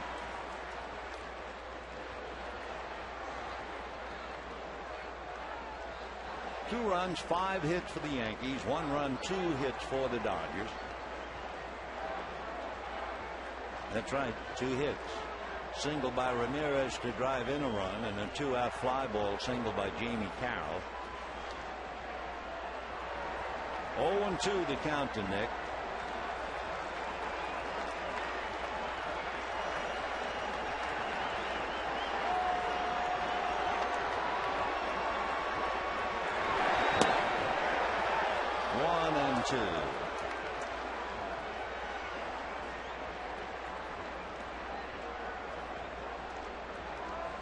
Nick Swisher, that name Swisher is familiar. He's the son of Steve Swisher, who was a first-round pick out of Ohio University, an all-star catcher, fought for the Cubs and the Padres. 1-2. When Nick was drafted in the first round, the Swishers joined Tom and Ben Grieve, Jeff and Sean Burrows as father and son first rounders. He didn't play organized ball until he was in the 6th grade. He traveled with his dad in the minor leagues, taking those 18-hour bus rides. Hard ground ball, but there's the vacuum cleaner at first. 1 run, 2 hits, 1 left. A-Rod leading the way, and the Yankees lead 2-1.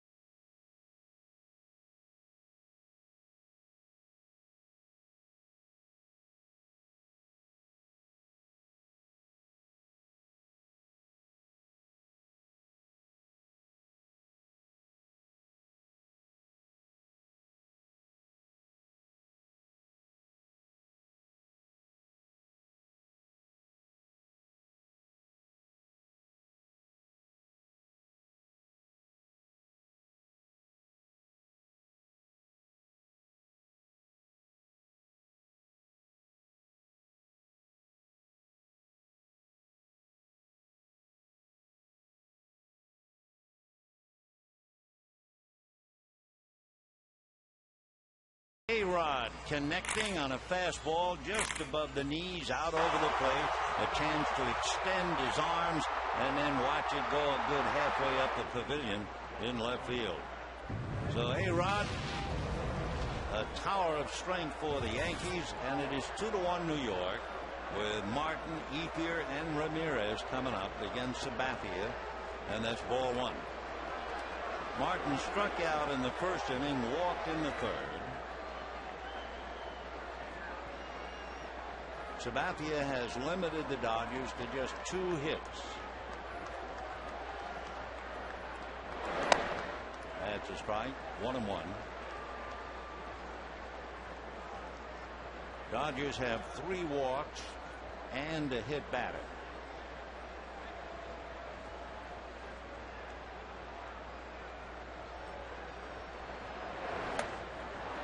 One and two, off-speed pitch, up and outside, and it probably looked like a basketball.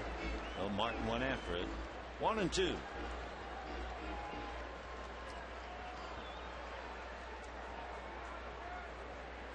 Sabathia, as we mentioned earlier, since 2007, has a record in the month of June, 13-3. So this month of June, he's 4-0.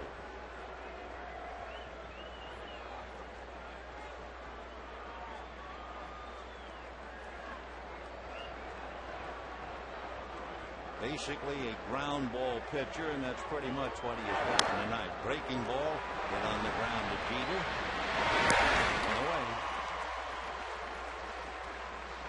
The matchups tomorrow, A.J. Burnett and Hiroki Kuroda. And then the battle of the left-handers, Andy Pettitte, 9-2 against Clayton Kershaw. Dodgers then will go back out on the road, heading to San Francisco and Phoenix.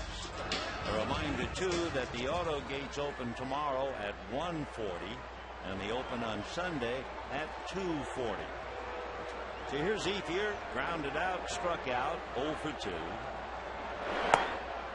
And ball one.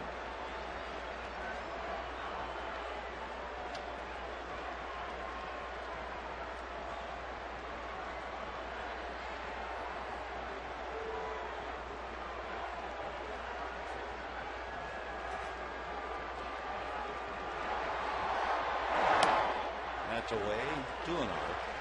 Dodgers scored in the first inning. The Yankees scored in the second, and then A-Rod homered in the sixth. A-Rod giving him the edge, 2-1.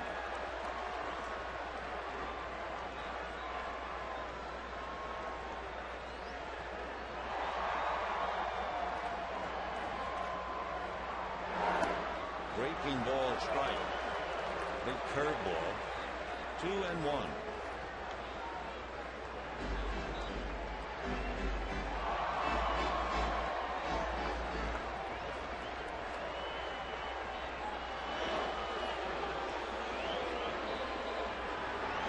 Another breaking ball, but he missed.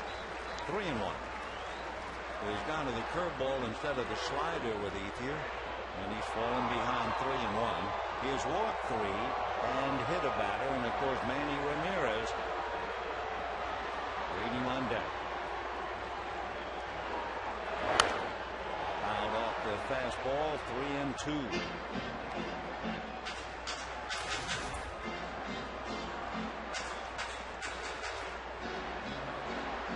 Ground ball has come in handy for Sabathia. The Dodgers have grounded into 2 double plays. 3-2. 1 out. 2-1 Yankees. 6th inning. Fastball. Just did get a little of it. That was at 94. 3-2 to Andre Ethier.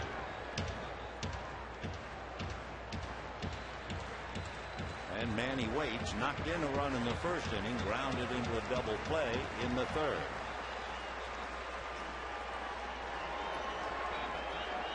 Outfield with the center fielder Granderson over toward the left center, and he pulls the curveball foul. Still 3-2.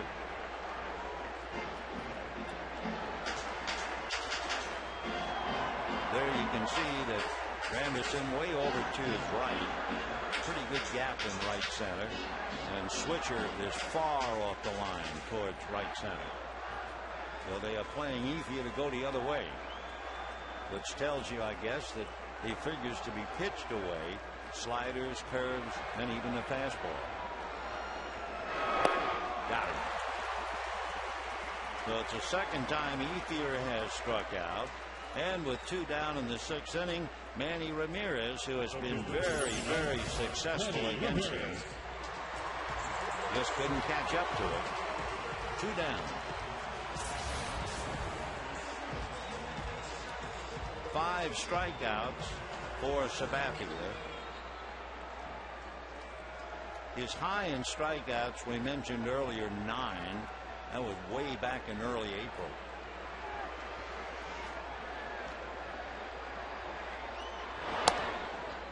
And a strike.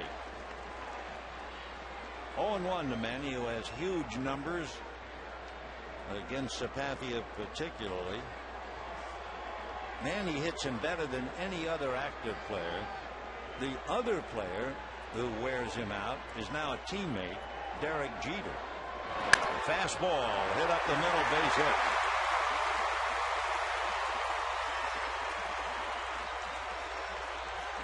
Well, the old saying for Sabathia, he keeps the ball in the park. And that'll bring up Matt Kemp. Struck out, grounded out. Matt made a dazzling play on that long out by Posada.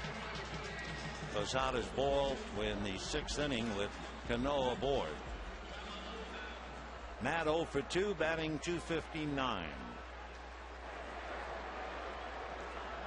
Yankees 2, Dodgers 1, 2 out, bottom of the 6th. Curveball for a strike. Curve, sliders, and fastballs. Just a couple of changeups.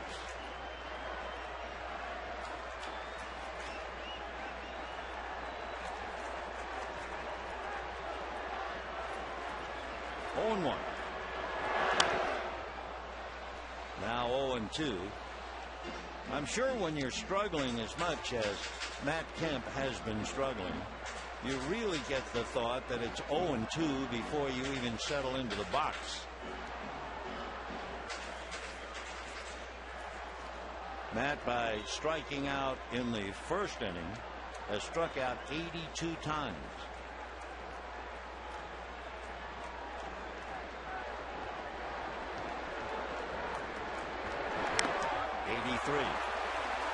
No runs, 1 hit, a man left. And at the end of 6, it remains Yankees 2, Dodgers 1.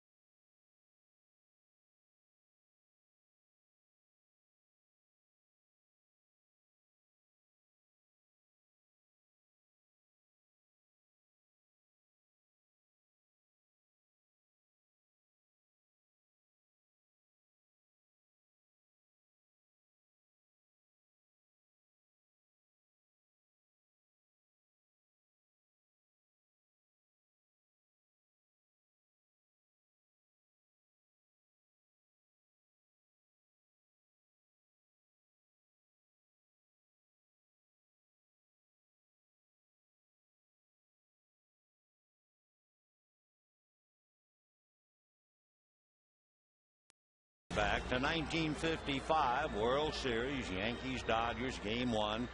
Jackie Robinson stealing home against Whitey Ford. Yogi Berra to this day swears he was out. Yogi went wild, but Robbie was credited with a steal of home.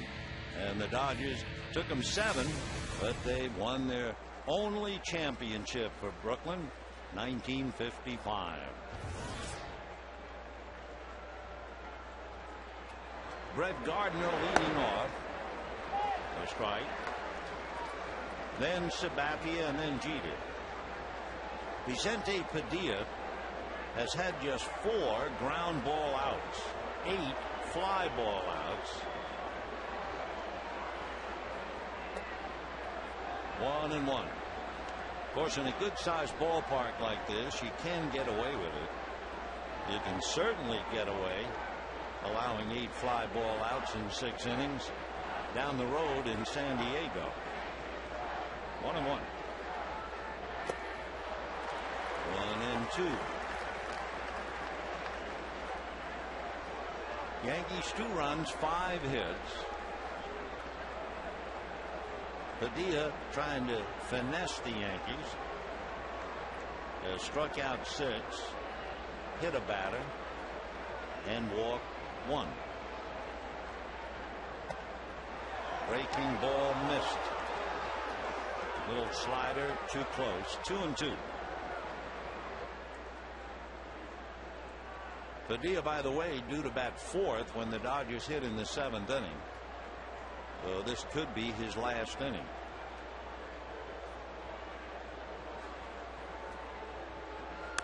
Fastball fouled away. Joe Torre said before the game tonight that Broxton was down. In other words, he was not going to be used. Broxton had to pitch last night, and he also pitched the night before. 24 pitches the night before, 8 last night, and they think that's pushing it to get him up 3 days in a row. 2-2 to Brett Gardner. Ball 3.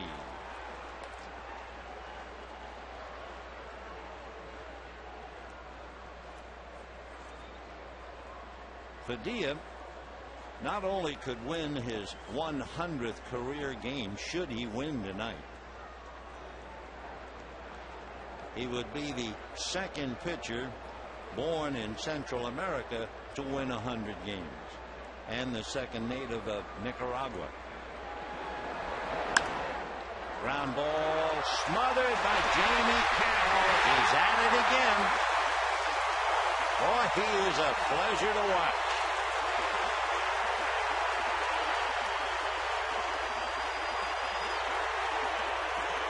Joe Girardi coming out to appeal with Jerry Crawford. And not really an argument, just came out to talk a little bit. But look at Jamie. And if it's not Carroll doing that on a very close play, it's Blake DeWitt. Well, they said that Gardner ran very well, and he sure did motor down the line. Now here's Sabathia, big curveball, ball 1. So Gardner nipped it first, even though the Yankees thought he was safe. Carroll took the hit away. That's a strike.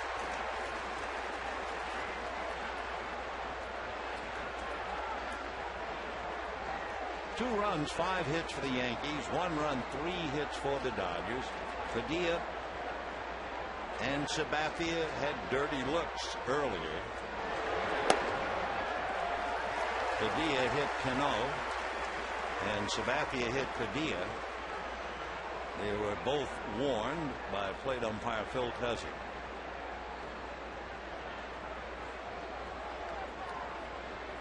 One and 2.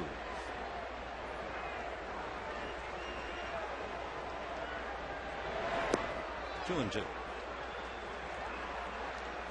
Sabathia, we mentioned and showed, homered here when he was with Cleveland, June the 21st, 2008. And Padilla actually threw a couple of those soap bubbles up there at 52 miles an hour to him. 2-2. Fastball hit late and foul.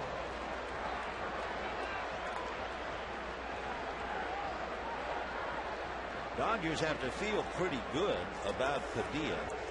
After all, when he went on the DL, there was a lot of worry about the condition of his arm. He missed 51 games. 2-2. Fastball got it.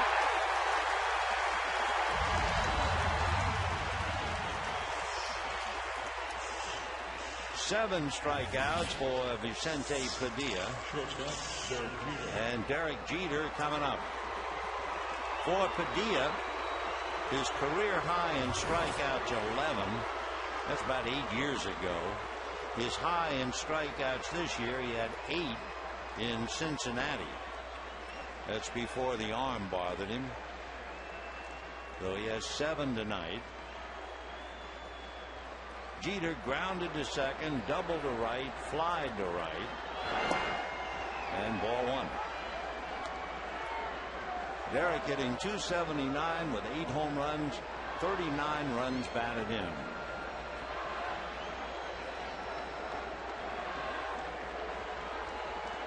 One and 0.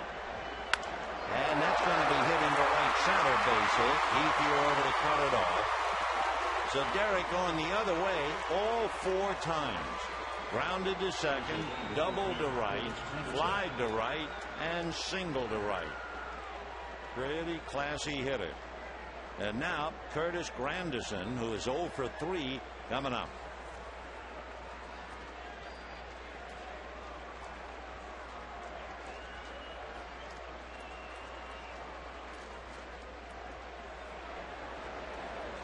Curtis hitting .241, 7 home runs, 22 runs batted in.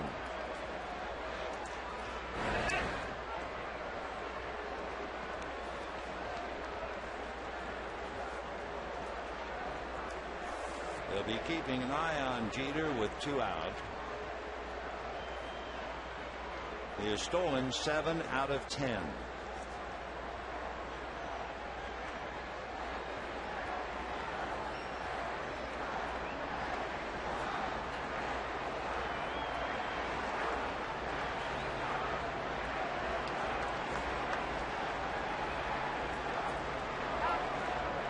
Padilla really keeping an eye on you.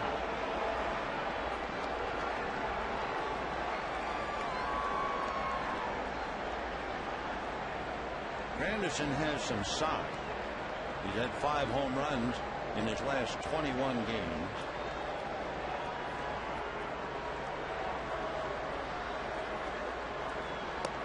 And a strike. Curtis preparing for the future. Still has a wonderful career playing in the major leagues. But he graduated with dual degrees in business management and marketing out of the University of Illinois, Chicago. 0-1.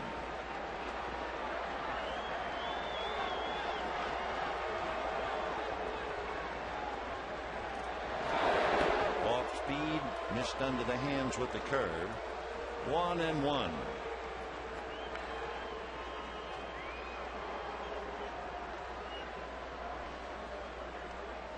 Down in the Dodger bullpen, Justin Miller and George Sherrill loosening up. Miller made 18 pitches last night. Sherrill made 1. 1-1. And a fly ball to shallow center. Kemp is there.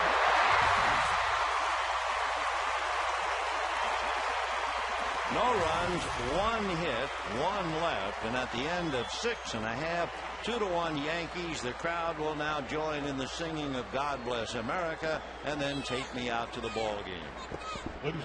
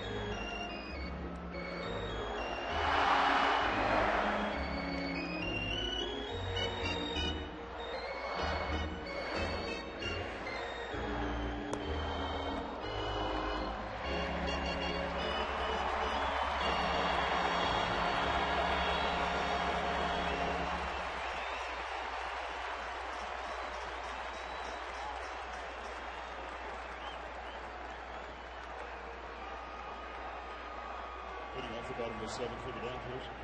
First baseman, number 7, James Looney. Quite a matchup tonight, 2-1 in favor of the Yankees as we go to the bottom of the 7th inning. Padilla making many more pitches, but of course he has gotten a tough time with a home run by Rodriguez, and he's now questionable as to whether he will stay in the game. Meanwhile, Sabathia ready to go to work in the 7th against Loney. Ball 1. Loney looped out to short and grounded to second. James 0 for 2, hitting .295. Ronald Belisario is up now in the Dodger bullpen. Breaking ball, big curve ball for a strike. 1-1. Loney hitting .295. 5 home runs, 47 runs batted in.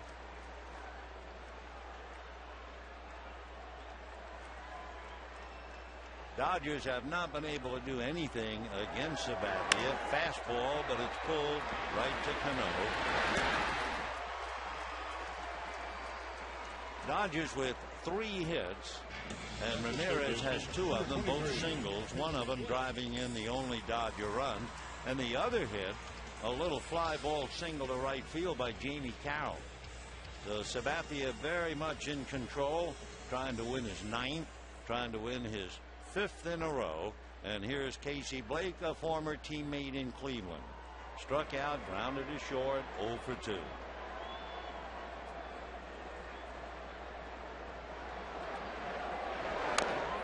Fouled away.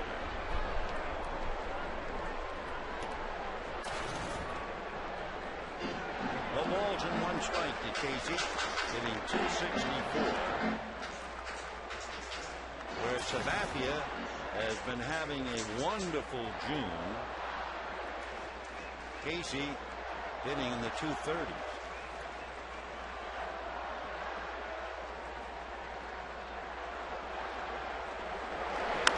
And there's a hopper up the middle, base hit. So with 1 out, the time run is aboard. Jamie Carroll will be coming up. Don't forget to cap off your holiday weekend with a fireworks spectacular Monday, July 5th. Compliments of Hyundai. The Dodgers and the Marlins at 6:10, and then all fans are invited on the field to take in the show. For tickets, visit Dodgers.com or call 866-DODGERS.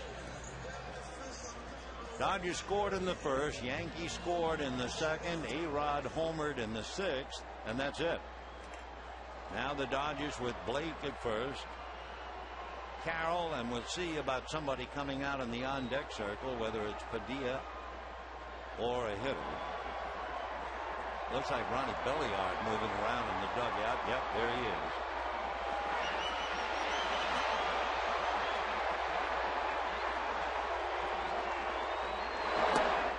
And that's ball 1.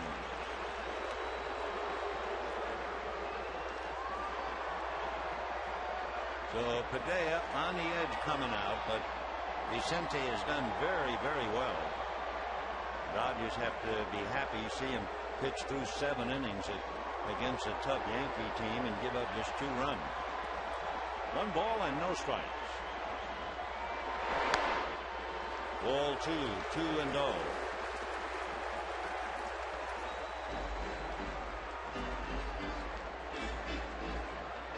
Girardi watching his big left-hander and looking at Sabathia this year. This is his 16th start. He's completed 2, and he had 100 innings under his belt, more than any other Yankee pitcher when he came into the game tonight. 2-0 the count at Jamie Carroll. Little bounces, speared by Teixeira, lobs it to Jeter. That's the only play. And it goes 3-6. So Belliard will be coming up after Carroll hits into the force play.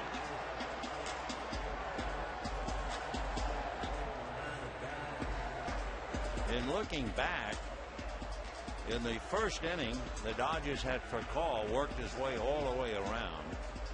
And they had Carroll get to second base in the 2nd inning. And that's it. They haven't had anybody else get to second. Meanwhile, Mike Harkey. You might remember Mike at one time pitched briefly for the Dodgers in 1997. He spent a good career with the Cubs. Mike went to Cal State Fullerton. Here's Ronnie Belliard hitting .267.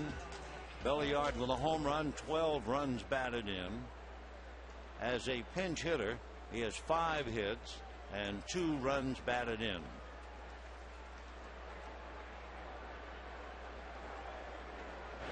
Jamie Carroll over there at first base, usually batting low in the lineup, doesn't get too many opportunities to steal, but he is 5-4-5.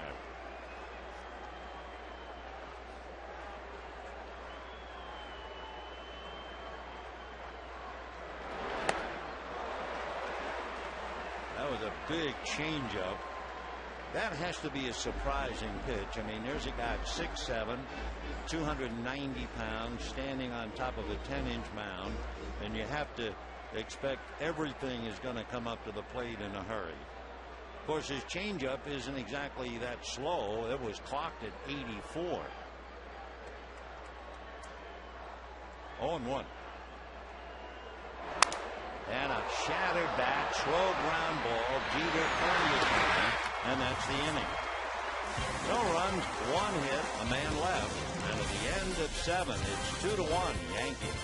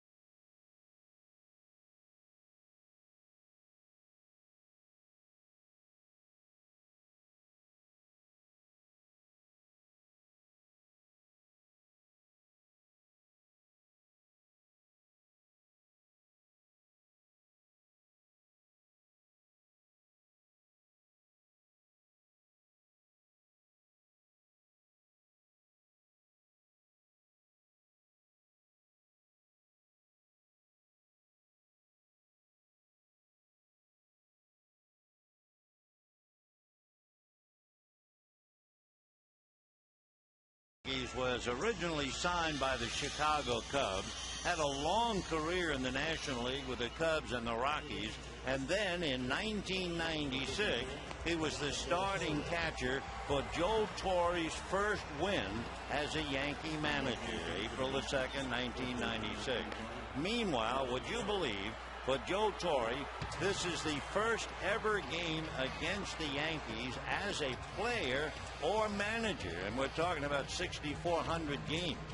Joe, of course, managed the Yankees for 12 years, from 96 through 07. He had 4 World Series titles, 6 American League pennants, 12 straight playoffs. In fact, the second winningest manager in Yankee history, Joe McCarthy, ahead of him. Joe won 1,173 games. McCarthy won 1,460. That's a strike. So Teixeira, followed by A-Rod and Ronald Belisario, picking up for Vicente Padilla. 0-1. Fastball.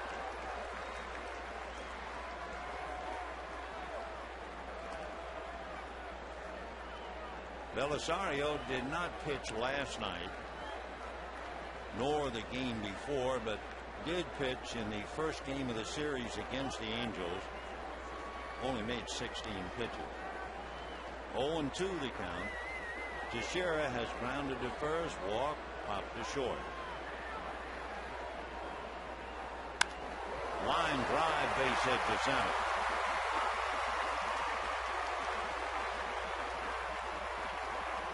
So Belisario greeted with a solid single, and here comes A-Rod. Alex Rodriguez doubled to right, struck out, and homered to left. A-Rod hitting .285, 10 home runs, 51 runs batted in.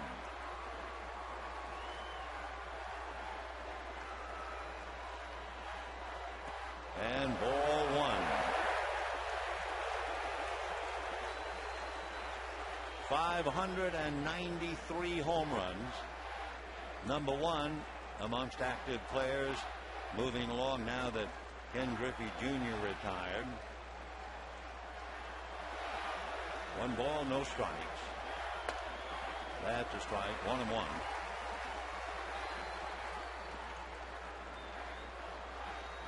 His total bases are slowly inching up to 5,000.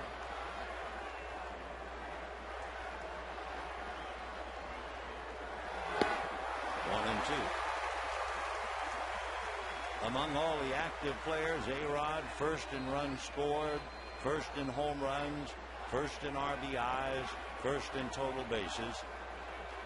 Those are the men up there with him. Chipper Jones at a distant 430. That's going foul. Rodriguez will be 35 the 27th of July. He was born in New York. Grew up in Miami. Went to Westminster Christian High School in Miami. And as the world knows, first round pick by the Mariners. He was with them from 95 through 2000, and then bingo, he hit the jackpot with the Rangers. Big bouncer, Blake down to second, in time, no play at first. So the force play 5-4. A reminder, the Yankees and the Dodger rivalry continues tomorrow on Fox Saturday Baseball, presented by Chevrolet, at a special start time of 4 p.m. Robinson Cano coming up.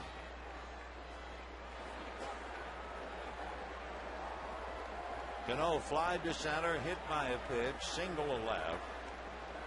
The multi-talented second baseman 1 for 2. Jorge Posada on deck.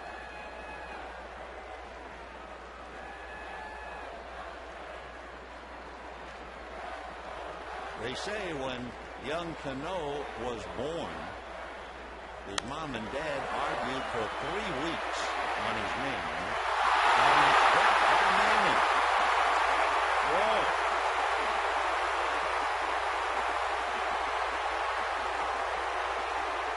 Well, Manny Ramirez had it all the way, hit him right in the glove. Eyes riveted on the ball, turned the glove to backhand it, hits the glove, spins around, and out she comes. So a big error. Puts runners at first and second with 1 out. The battle will be Jorge Posada. And for Torrey and Schaefer, tough moment. Sometimes you would see Reed Johnson in the outfield late in the game, but not when Manny is due to bat 4th in a game where the Dodgers have only scored 1 run. For Ramirez, by the way, that's his 2nd error of the year.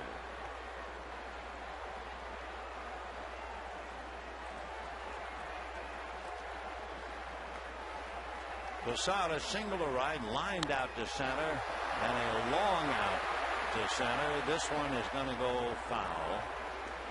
0-1. Matt Kemp made a great running catch on a ball hit by Posada in the 6th inning.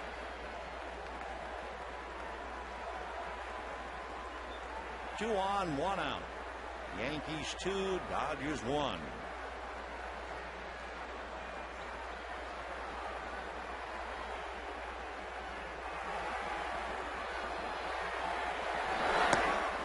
That's a strike. 0-2. As you well imagine, tonight's game a sellout.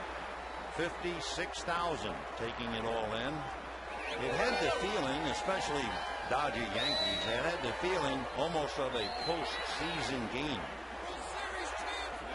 0-2. And ball one.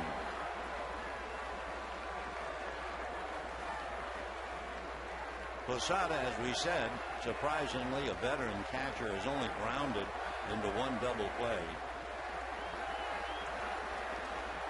2 on, 1 out. Blowing away, ball 2.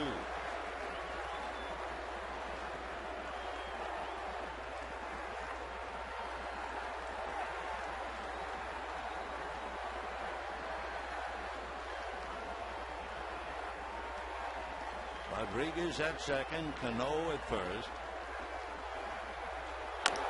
Little roller. It will be Belisario to the bag, and the runners move up 90 feet. So the inning should be over, but it's not. And Nick Swisher coming up with first base open. Swisher flied to right, struck out, grounded out hard to Loney. That was in the 6th inning.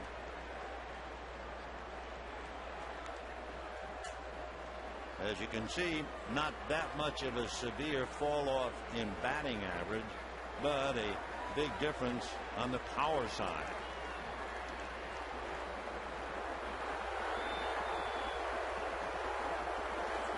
Swisher will be 30 in November. Well put together, an even 6, 210, and a very good high school football player. Ball 1. In fact, Notre Dame recruited him as a strong safety, but instead he went to Ohio State to play baseball. He is extremely difficult in this situation. 1-1. With runners in scoring position and 2 out. Nick Swisher is hitting .414.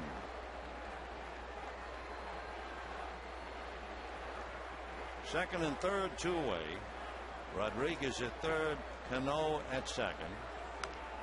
Fouled away. With that runner at third, we check. Belisario has 2 wild pitches. 1-2. Belisario, 13 walks, 23 strikeouts.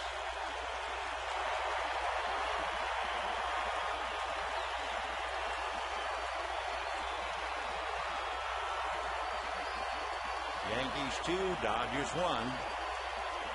8th inning. Whoa, that could have been a wild pitch. Nice save by Russell Martin. 2-2 the count. Brett Gardner on deck.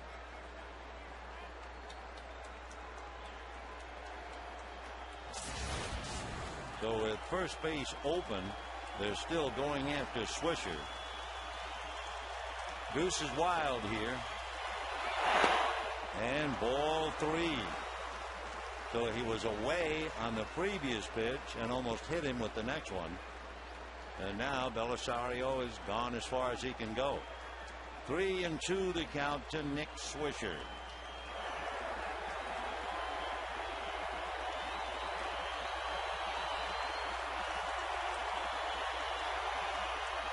And a high fly ball to center. It's playable. That count. No runs, 1 hit, 1 error. That sigh of relief you hear is from Manny Ramirez. It's 2-1 Yankees.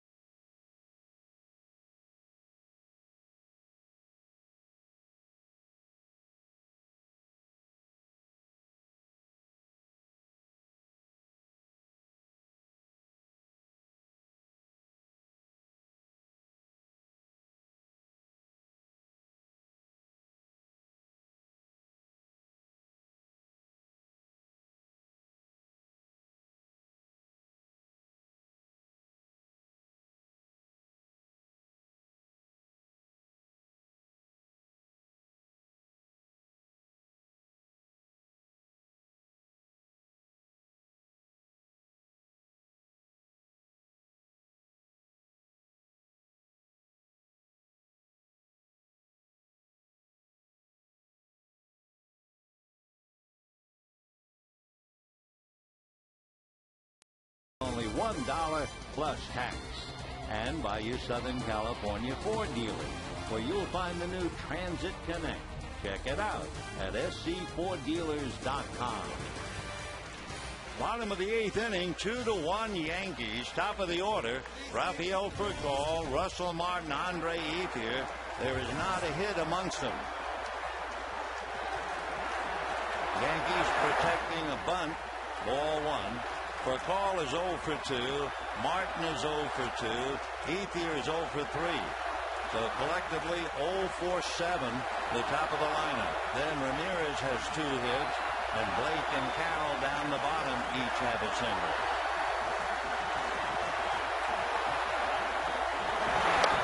That's in there. Joba Chamberlain gets up in the Yankee bullpen. Well, we knew that Sabathia was basically a ground ball pitcher, and he's had 12 ground ball outs in 7 innings. 1-1. Broken bat, foul ball. That is at least the 3rd broken bat tonight. 1-2 the count.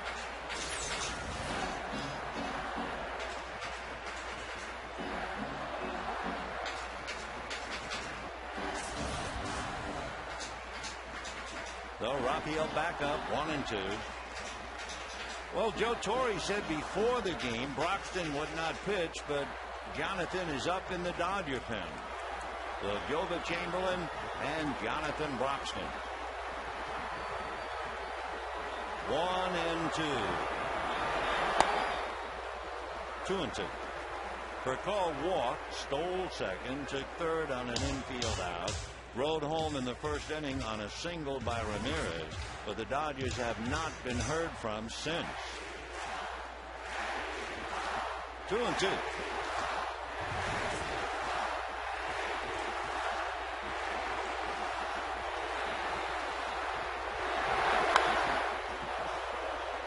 Still 2-2.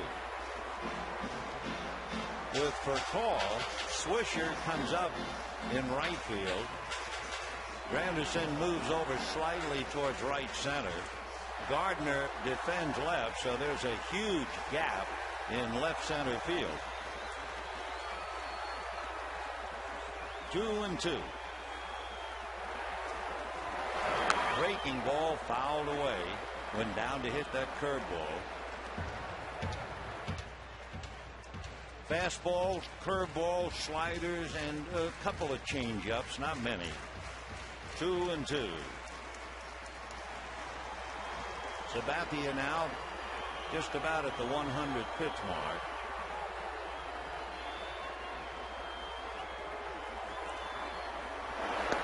Curve missed. 3-2. On deck, Russell Martin 0 for 2.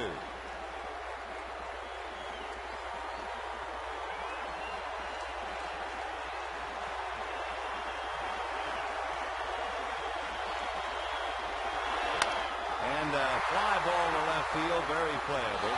Brett Gardner is there. So Furcal goes 3-2, but flies to left. 1 down, and Russell Martin coming up.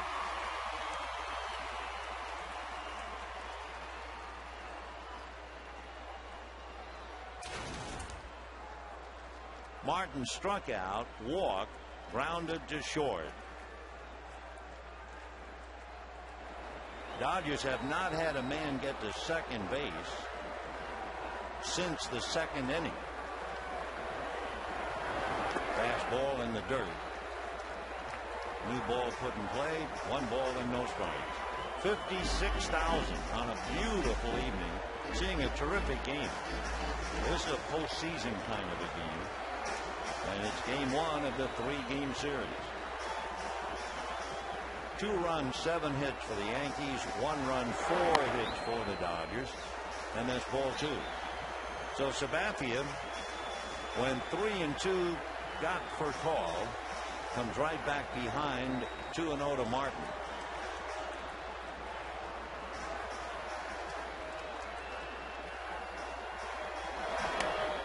And a strike. Sabathia has walked 3, hit a batter, struck out 6. Joe Girardi. Now, many times we saw him with the Cubs. Now coming back as the skipper of the Yankees. Fastball. 2-2.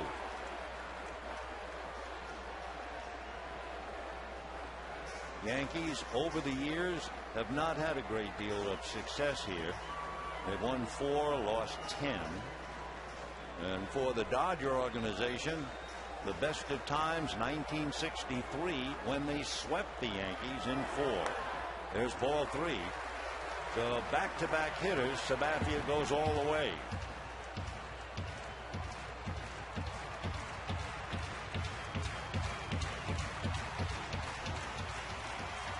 Big pitch, Andre Ethier on deck. And then Ramirez. So at this stage, you can bet Sabathia would give anything to retire the side in order and not look at Manny, not now. Ground ball to the right side. Cano is up with it. 2 down. So Sabathia has completely shut down the top part of the Dodger order, and the batter now will be Andre Ethier. Dodgers struggling against left-hand pitching, whether it's National League or American League. Dodgers are 9-10 against left-handers, 4-4 at home, 5-6 on the road. They are coming off a win against left-hander Scott Kazmir. Ethier grounded to first, struck out in the 3rd, struck out in the 6th. Andre hitting .318, 12 home runs, 45 runs batted in. Breaking ball, but it didn't break much. Ball 1, and Posada out to talk to him.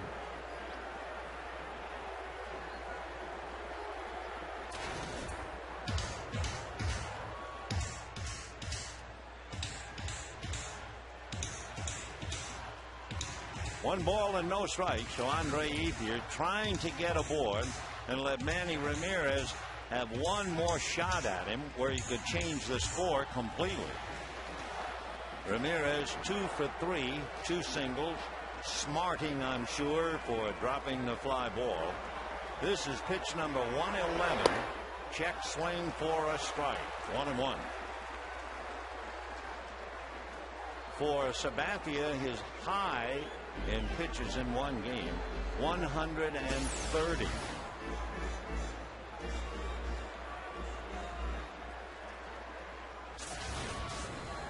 Of course, today Edwin Jackson pitched a no-hitter. He made 149 pitches, walking 8. 1-1. Off the plate, ball 2.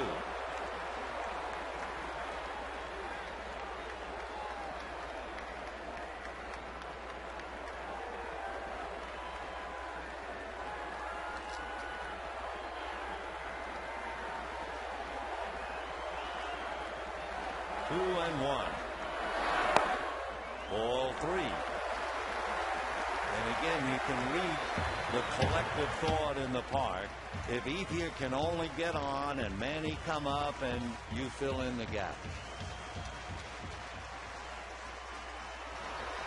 3-1 to Andre.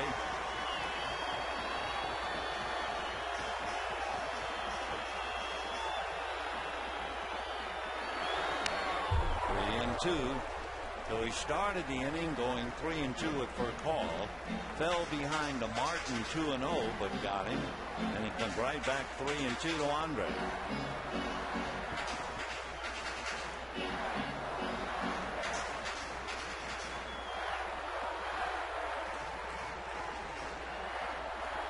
In the first 7 innings, Sabathia had 4 3-ball counts. He's had 3 of them in this inning. So he's fighting it a little bit. Curveball got him. He strikes out Ethier a third time with a big, slow breaking ball at 82. And the Dodgers will have to have Ramirez lead off in the ninth. It's 2-1 Yankees.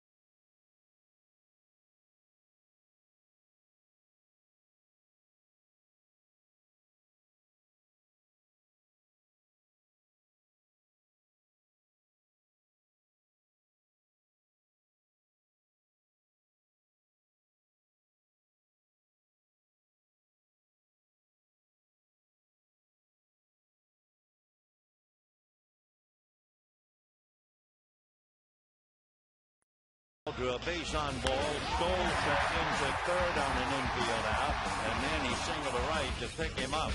Didn't last very long, however. Rodriguez led off the second with a double. Posada singled him home, and it was 1-1. And then in the sixth, A-Rod unloads, and a home run halfway up the pavilion and left, and that's it. 2-1 Yankees, and we're now in the ninth inning. It'll be Gardner, and Sabathia will give way to a pinch hitter, and then Jeter. And a strike. Colin Curtis comes out on deck. He'll hit for Sabathia, who made 115 pitches and was certainly laboring in the eighth inning. But he got through it. Made 20 pitches and 115 in 8. Down in the bullpen, Mariano Rivera warming up. Gardner struck out twice. Lost out on a very close play at first base after Jamie Carroll made a great diving stop of his bid for a base hit. The Gardner is 0 for 3.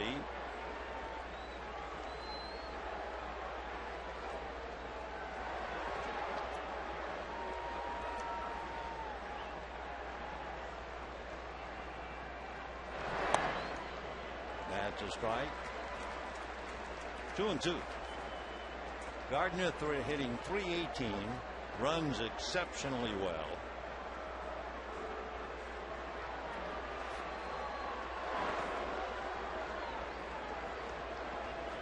Two balls, two strikes. Fastball fouled away into the crowd of 56,000.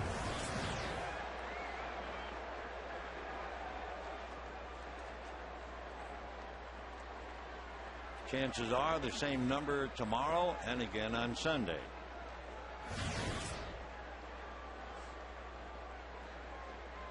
Padilla went 7. They're asking Belisario to pitch 2. All 3. Joe Torre said he was not going to use Broxton tonight. There was a spot there in the 8th inning, however, when Big Jonathan got up. 3-2. Torrey, Honeycutt, Schaefer, all watching. Little ground ball. The shovel just in time to get the speedy Gardner one away. Colin Curtis coming up to bat now for Sabathia. Good play by Jamie Carroll. Colin Curtis, an outfielder, 6'1", 200, lives in the state of Washington. Born in Issaquah, Washington, lives in Sammamish. Went to Arizona State.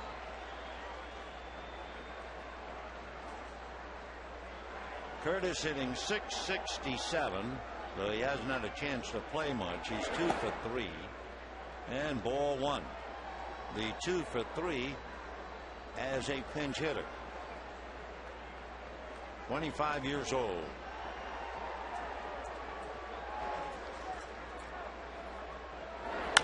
And a ground ball going back to his right is Cano to get him. 2 down. And the batter will be Derek Jeter. Mariano Rivera, one of the great closers, getting ready in the bullpen. The Dodgers will have Ramirez, Kemp, and Loney when he comes in.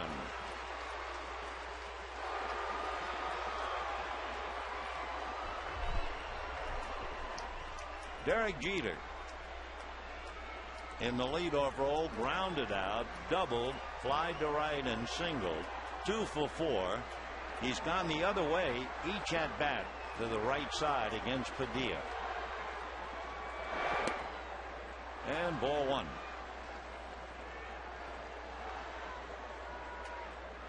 On deck, Curtis Granderson, who is 0 for 4. The Yankees 2 runs, 7 hits. Dodgers 1 run, 4 hits.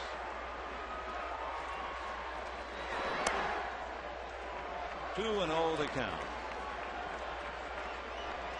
Belisario with a new ball.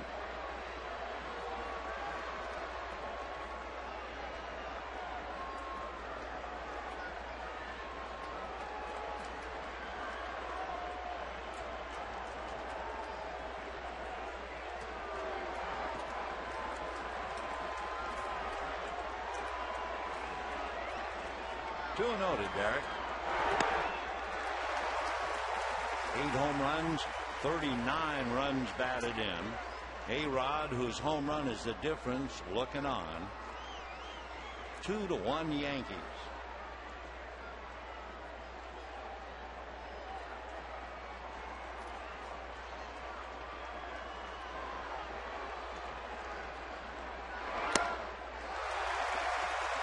Two and 2 to Derek.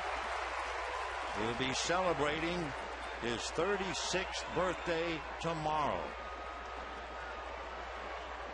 at Kalamazoo, Michigan. Derek, very bright high schooler, graduated a 3.8 grade average. Little ground ball to Loney.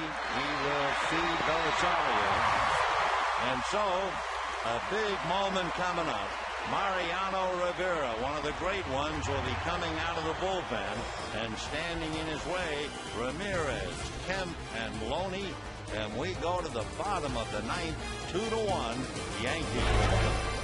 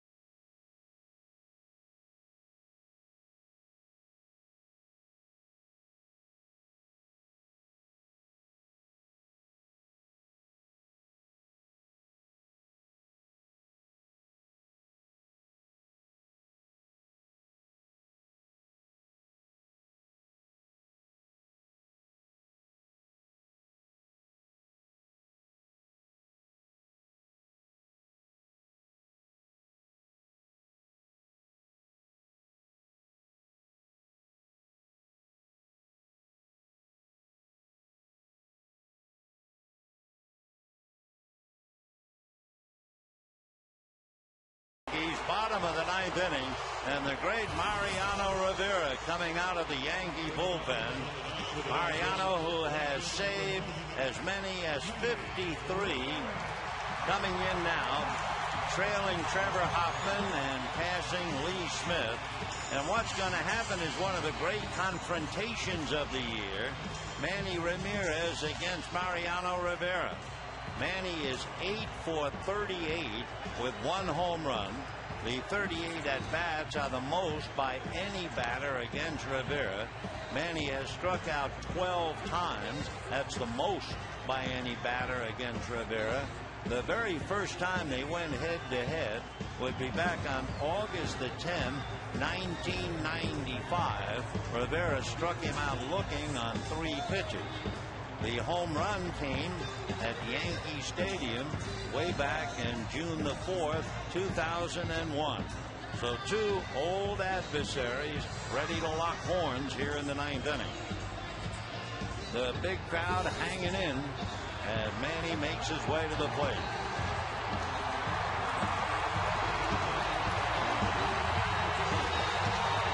For Mariano Rivera, by the way, had a streak going. He had retired 24 consecutive batters. The string was finally broken. Arizona's Stephen Drew got a base hit to break the string. And now let's watch.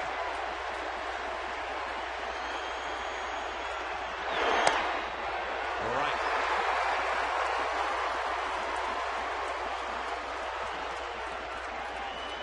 Rivera almost always throwing cutters. Everybody knows about it, but they haven't been able to handle it.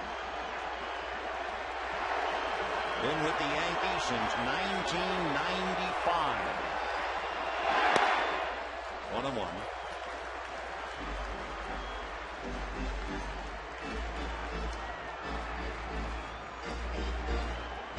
Mariano 6'2", 190, born in 1969 in Panama City. Still lives in Panama. 1-1.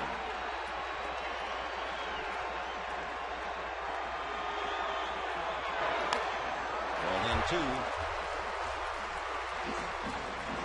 Cutter, cutter, cutter, and more cutters.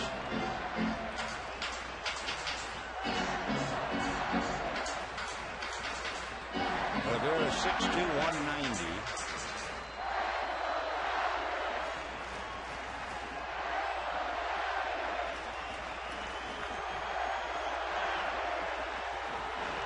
Rivera with an earned run average of 1. Now back.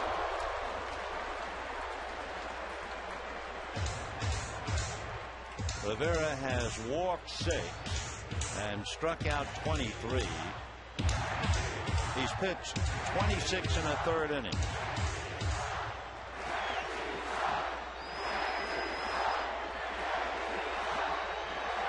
One and 2 to Manny Ramirez. 2-1 Yankees, 9th inning.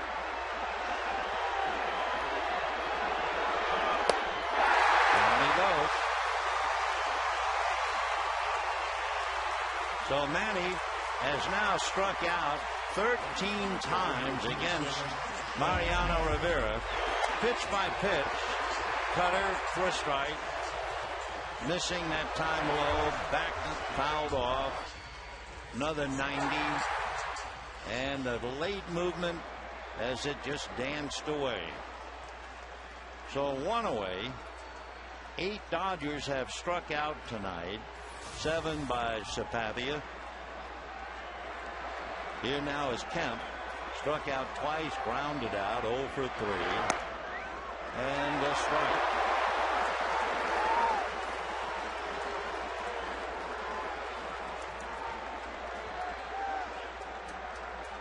Kemp has never faced Rivera.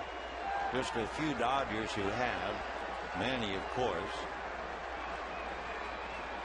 0-1. 1 ball and 1 strike. Rivera has allowed 1 home run, if you're thinking of that.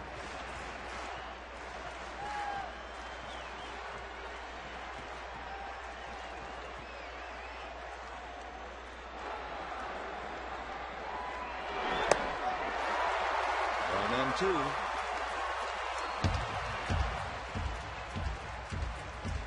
Last run that Rivera allowed was May the 25th. He has converted each of his last 8 save opportunities. In fact, for the last 3 years, about 96% of the time. Matt Kemp strikes out a 3rd time, and that also means the last 3 Dodgers have struck out. Ethier to end the 8th, Ramirez and Kemp in the 9th, and the batter is James Loney.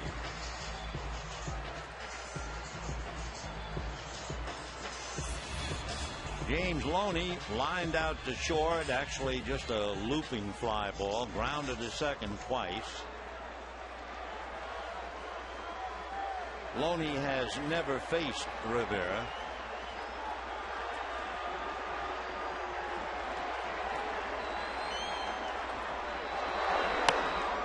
And ball 1. 2 runs, 7 hits for the Yankees. 1 run, 4 hits for the Dodgers.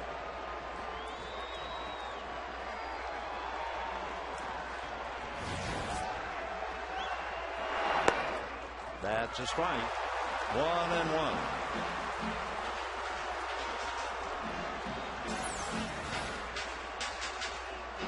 The Padres beat the Marlins tonight 3-0.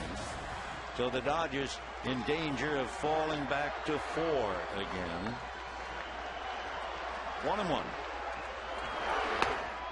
And a strike.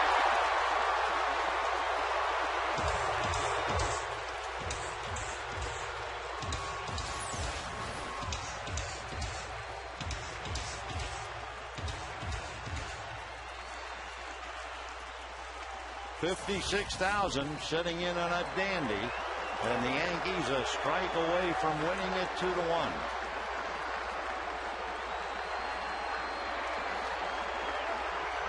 One and 2. Got it. Loney slams the helmet down. It might cost him a little money. It used to be in the old days if he's kicked out, but the game's over. But it'll probably cost him a few bucks. Casey Blake says something, and Loney has gone after Cuzzy as he walks to the runway. When you throw your helmet in the old days, if you threw any kind of equipment, it cost you $100. Matt Kemp is furious, as was Loney. Blake appeared to be annoyed as well, and all Rivera did was strike out the side. So the last 4 Dodgers struck out. 2 runs, 7 hits, and no errors for the Yankees. Here's the pitch, and look at Loney. The umpire walking stride for stride, and Phil now says you're out of here, but of course the game is over. Then Cuzzy points to the Dodger dugout, and Loney angry again. And then suddenly Matt Kemp, who struck out, also hollered, and the Dodgers go back to the dugout and back to the clubhouse. 2 runs, 7 hits, no errors for the Yankees. 1 run, 4 hits, and 1 error for the Dodgers. Sabathia the winner, Padilla the loser. And a reminder, stay tuned for Dodgers Live coming up next.